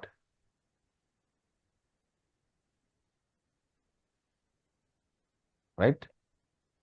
See, క్రిస్టియానిటీలో caste లేదు basically. అంటే ఈ వర్ణ వ్యవస్థ అనేది క్రైస్తవానికి సంబంధించింది కాదు. అయితే ఇప్పుడు సుప్రీంకోర్టు ఇచ్చినటువంటి తీర్పు కావచ్చు, లేకపోతే ఏ చట్టాన్ని ఆధారం చేసుకొని ఈ తీర్పు సుప్రీంకోర్టు ఇచ్చిందో ఆ చట్టం కావచ్చు, ఇది న్యాయమైనటువంటి చట్టం అంటే కాదు. ఎందుకు న్యాయమైనటువంటి చట్టం కాదు అని అంటే, క్యాస్ట్ అనేటటువంటిది, అంటే ఈ షెడ్యూల్డ్ క్యాస్ట్, కాన్స్టిట్యూషన్లో ఉన్నటువంటి షెడ్యూల్ ఏదైతే ఉందో, క్యాస్ట్స్ని లిస్ట్ అవుట్ చేసినటువంటి షెడ్యూల్స్ ఏవైతే ఉన్నాయో అవి ఎందుకు వేశారు అనేది మనం అర్థం చేసుకోవాలి.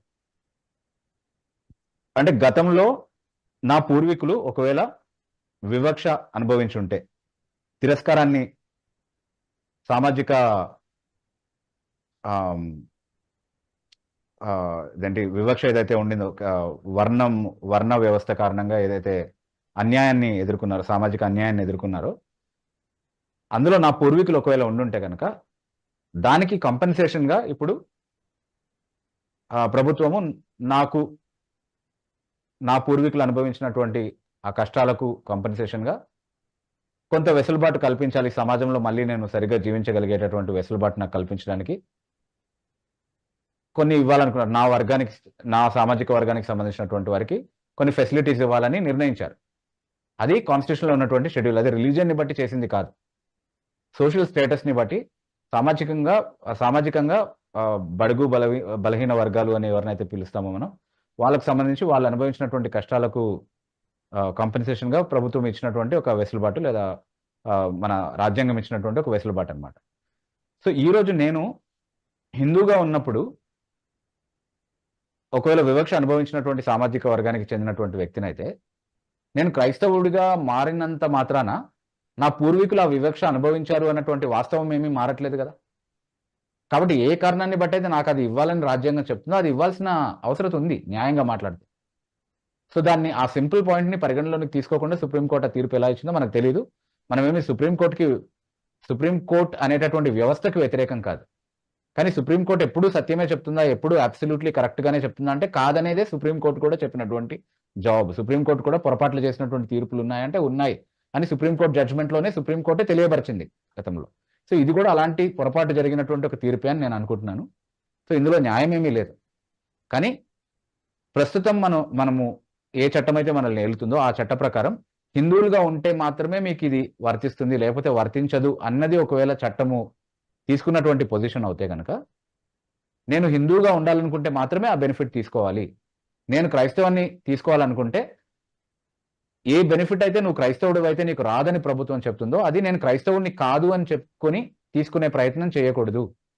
అది నీ విశ్వాసాన్ని కాదనటమే, యేసుక్రీస్తు ప్రభుని దూషించడమే, యేసుక్రీస్తు ప్రభుని తూలనాడటమే. ఒక తుచ్చమైనటువంటి ఒక ప్రయోజనం కోసం, ఈ లోకం ఇచ్చేటటువంటి తుచ్చమైన ఒక ప్రయోజనం కోసం యేసుక్రీస్తు ప్రభుని కాదనటమే. రేపు నేను ప్రాణాలకు తెగించి కూడా యేసుక్రీస్తు ప్రభు కొరకు నిలబడతాను, ఎలాంటి పరిస్థితి వచ్చినా నేను ఆయన కోసం నమ్మకంగా ఉంటాను అన్నటువంటి మాటల్లో ఎలాంటి అర్థము ఉండదు. ఎందుకంటే ఒక సామాన్యమైనటువంటి ఒక ప్రయోజనాన్ని, చదువులో కొంత రిజర్వేషన్ కావచ్చు, జాబ్లో కొంత రిజర్వేషన్ కావచ్చు, దాన్ని నేను యేసుక్రీస్తు ప్రభు కోసం విడిచిపెట్టలేని పరిస్థితిలో ఉంటే రేపు ప్రాణాల మీదకి వచ్చినప్పుడు కూడా నేను యేసుక్రీస్తు ప్రభు కోసం నిలబడతానని చెప్పడంలో ఎలాంటి అర్థం లేదు కదా. చిన్న ప్రయోజనాలను యేసుక్రీస్తు ప్రభు కోసం విడిచిపెట్టలేవు, కానీ ప్రాణాలను మాత్రం విడిచిపెడతావు యేసు ప్రభు కోసం. ఓకే, సో అంటే బేసిక్లీ బైబిల్ దాన్ని అనుమతిస్తుందా అంటే లేదు. అంటే నేను క్రైస్తవుడిని కాదు అని చెప్పి ఏదైనా ప్రయోజనం నేను ఈ లోకం నుండి పొందొచ్చా అంటే అది క్రైస్తవుడికి అనుమతించదగినటువంటి విషయం కాదు. బైబిల్ అలా అనుమతించట్లేదు, ఒప్పుకోవట్లేదు. యేసుక్రీస్తు ప్రభుని అన్ని వేళల్లో మనం ఒప్పుకునే వారిగానే ఉండాలి. ఆయన్ని తిరస్కరిస్తే ఆయన కూడా తండ్రి ఎదుట, తన దేవదూతల ఎదుట మనల్ని తిరస్కరిస్తాడని చెప్పాడు. చాలా గొప్ప గొప్ప ప్రయోజనాల్ని, ఈ లోకానుసారమైనటువంటి ప్రయోజనాల్ని విడిచిపెట్టినటువంటి వారి సాక్ష్యాలు మనకు చెప్పబడ్డాయి. దేవుని బిడ్డలతో నష్టం అనుభవించడం, కష్టం అనుభవించడమే చాలా ఉత్తమమైన విషయంగా తీర్మానాలు తీసుకున్నటువంటి భక్తుల గురించి మనకు బైబిల్ చాలా స్పష్టంగా చెప్తా ఉంది. హెబ్రీ పత్రిక 11వ అధ్యాయంలో ప్రత్యేకంగా మోషే గురించి, తర్వాత ఐగుప్తుకి రాజుగా ఉండగలిగేటటువంటి, ఐగుప్తు ధన నిధిని తన సొంతం చేసుకోగలిగేటటువంటి ఆ ఐశ్వర్యం అంతటినీ కూడా కాదని క్రీస్తు విషయమైనటువంటి నింద అనుభవించడం, దేవుని ప్రజలతో కలిసి ఆ నింద అనుభవించడమే ఉత్తమమైన విషయంగా మోషే ఎంచుకున్నాడు అన్నటువంటి ఒక సాక్ష్యాన్ని మన కోసం రాశారు. అంతెందుకు మోషేతో ఆగనవసరం లేదు, భక్తులందరూ కూడా అలాంటి త్యాగాలు చేసి ఈ లోకము ఎన్ని ప్రలోభాలు పెట్టినా అది మాకొద్దు, మేము దేవునితో నిలబడతాం అన్నటువంటి సాక్ష్యాన్ని కలిగి ఉన్నారు. యేసుక్రీస్తు ప్రభువు కూడా ఆయన దేవునితో సమానంగా ఉండుట విడిచిపెట్టకూడని భాగ్యమని ఎంచుకోనలేదు. కానీ మనుషుల పోలికగా పుట్టి దాసుని స్వరూపం ధరించి, అంటే దేవునితో సమానంగా ఉండేటటువంటి అలాగే కొనసాగగలిగేటటువంటి ఆ అవకాశం ఆయనకు ఉన్నా సరే అంటే శరీరధారిగా వచ్చి తగ్గించుకొని తండ్రి కంటే తక్కువ స్థాయి వాడిగా ఉండి స్వచ్ఛందంగా అలా చేయాల్సినటువంటి అవసరత ఆయనకేమీ లేకపోయినా సరే ఇష్టపూర్వకంగా అలా చేశాడు తండ్రి నిర్ణయాన్ని, తండ్రి చిత్తాన్ని నెరవేర్చడానికి. సో మన కోసం అన్ని పరలోక ఆధిక్యతల్ని సహితం ఆయన పక్కన పెట్టి, ఆయన పరలోక మహిమను కానీ దైవత్వాన్ని కానీ పక్కన పెట్టి అని నేను చెప్పలేదు సుమా. పరలోక ఆధిక్యతలు ఏవైతే పరలోకంలోనే కొనసాగగలిగేటటువంటి, ముందున్నటువంటి అదే స్థితిలో కొనసాగగలిగేటటువంటి ప్రయోజనం ఆయనకు ఉన్నప్పటికీ కూడా అది కాదని మన కోసం ఎలాగైతే వచ్చాడో దాన్ని మాదిరిగా తీసుకుని ఈ చిన్న చిన్న వాటిని మనం యేసుక్రీస్తు ప్రభు కోసం ఏదైతే చేస్తున్నామో అదేదో పెద్ద త్యాగం చేసేస్తున్నాం, చాలా పెద్ద నష్టం మనకు వచ్చేస్తుంది యేసు ప్రభు కారణంగా అన్నటువంటి వైఖరిని మనం విడిచిపెడితే అది క్రైస్తవం అనిపించుకుంటుంది, మన యథార్థత అనిపించుకుంటుంది. అలా కాకుండా ఈ లోకము కావాలి, యేసుక్రీస్తు కావాలి, ఆయన యేసుక్రీస్తు అర్థం చేసుకుంటాడు, ఇది ఒక కాగితం ముక్కే కదా, దానికోసం నేను హిందూ అని రాసినంత మాత్రం ఏమవుతుంది, క్రైస్తవుని కాదని చెప్పుకుంటే ఏమవుతుంది అని అనుకుంటే కనుక it just shows where we stand. అంటే నేను ఎవరిని బలవంత పెట్టట్లేదు, ఎవరిని బలవంత పెట్టే పొజిషన్లో కూడా లేను. నేను చెప్తే ఎవరు వినరు, వినాల్సిన అవసరం కూడా లేదు. కానీ అది ఎవరికి వాళ్ళు ఆలోచించుకోవాల్సినటువంటి విషయం. అంటే మీరు దాన్ని తీసుకుని యేసుక్రీస్తు ప్రభుని కాదని దాన్ని తీసుకోవడం వల్ల మీరు కంఫర్టబుల్ గా ఉంటే మీరు అది చేసుకోండి. That's up to you, that's your conscience, that's between you and. But Bible దాన్ని ఆమోదిస్తుంది అంటే డెఫినెట్లీ ఆమోదించదు అన్నది సమాధానం. సమయం 9:30 దాటింది కనుక ఇంతటితో మనం ముగించుకుంటూ ఉన్నాము. ఒక ప్రాముఖ్యమైన ప్రకటన, చిల్డ్రన్ డైలీ డివోషన్స్ కి సంబంధించిన ఒక 2 పుస్తకాలు, ఇయర్ 1 అండ్ ఇయర్ 2 పుస్తకాలు 2 కలిపి వాటి అసలు ధర 500 కాగా డిసెంబర్ 31వ తారీఖు వరకు ఒక ఆఫర్ మేము హితబోధ సేల్ తరపున పెడుతూ ఉన్నాము. మీరు 350 రూపాయలకే ఆ 2 పుస్తకాలని కొనుగోలు చేయొచ్చు. దాని కొరకు మమ్మల్ని సంప్రదించగలరు. దయచేసి ఈ ఆఫర్ ని సద్వినియోగపరచుకోగలరని మనవి చేస్తున్నాం. అలాగే హితబోధ కేవలం మీ ప్రశ్నోత్తరాల లైవ్ కార్యక్రమాన్ని మాత్రమే కాకుండా ఇంకా అనేక క్రైస్తవ వనరులను తెలుగులో ఉచితంగా అందుబాటులోకి తీసుకురావడం కొరకు కృషి చేస్తుంది. వాటిని వ్యాసాల రూపంలోను, పుస్తకాల రూపంలోను, వీడియో ఆడియో ప్రసంగాల రూపంలోను, బైబిల్ వ్యాఖ్యానాల రూపంలోను, ఇలా అనేక మాధ్యమాల అనేక వనరులను మీకు అందుబాటులోకి తీసుకురావడం కొరకు కృషి చేస్తుంది. వీటిని మీరు 3 మాధ్యమాల ద్వారా వీటిని వినియోగించుకోవచ్చు. ఒకటి హితబోధ వెబ్సైట్ ద్వారా, మీరు గూగుల్లో హితబోధ టైప్ చేసి హితబోధ వెబ్సైట్ కనిపిస్తుంది, దాన్ని ఒకసారైనా విజిట్ చేయాలని రిక్వెస్ట్ చేస్తున్నాం. అలాగే అందులో ఉన్న రిసోర్సెస్ దాదాపుగా యాప్ రూపంలో కూడా అందుబాటులో ఉన్నాయి. మీరు ప్లే స్టోర్ లో హితబోధ టైప్ చేసి హితబోధ యాప్ కనిపిస్తుంది, దాన్ని ఇన్స్టాల్ చేసుకోవాలని రిక్వెస్ట్ చేస్తున్నాం. అండ్ హితబోధ యూట్యూబ్ ఛానల్, యూట్యూబ్ లో హితబోధ అని టైప్ చేస్తే హితబోధ యూట్యూబ్ ఛానల్ కనిపిస్తుంది, దాన్ని సబ్స్క్రైబ్ చేసుకొని బెల్ ఐకాన్ కూడా ప్రెస్ చేయాలని. రెగ్యులర్ గా మీకు అప్డేట్స్ కి సంబంధించిన నోటిఫికేషన్స్ వస్తుంటాయి, తద్వారా మీరు మా ఛానల్ ని ఫాలో అవుతూ ఉండొచ్చు. అండ్ ఈ వనరుల గురించి, ఈ కార్యక్రమం గురించి, అలాగే ఆ children daily devotion, children's Bible treasure అనే పుస్తకానికి సంబంధించిన ఆఫర్ గురించి, వీటి గురించి మీకు తెలిసిన పరిచయస్తులందరికీ కూడా తెలియపరచడం ద్వారా ఈ పరిచయకు మీ వంతు సహకారం మీరు అందించాలని మనవి చేస్తూ, క్రిస్టియన్ రెస్పాన్స్ క్రైస్తవ స్పందన ఈ కార్యక్రమం ప్రతి మంగళవారం సాయంత్రం 8 గంటలకు ప్రసారం అవుతుంది కనుక తిరిగి మరలా వచ్చే మంగళవారం సాయంత్రం 8 గంటలకు కలుసుకుందాం. సెలవు.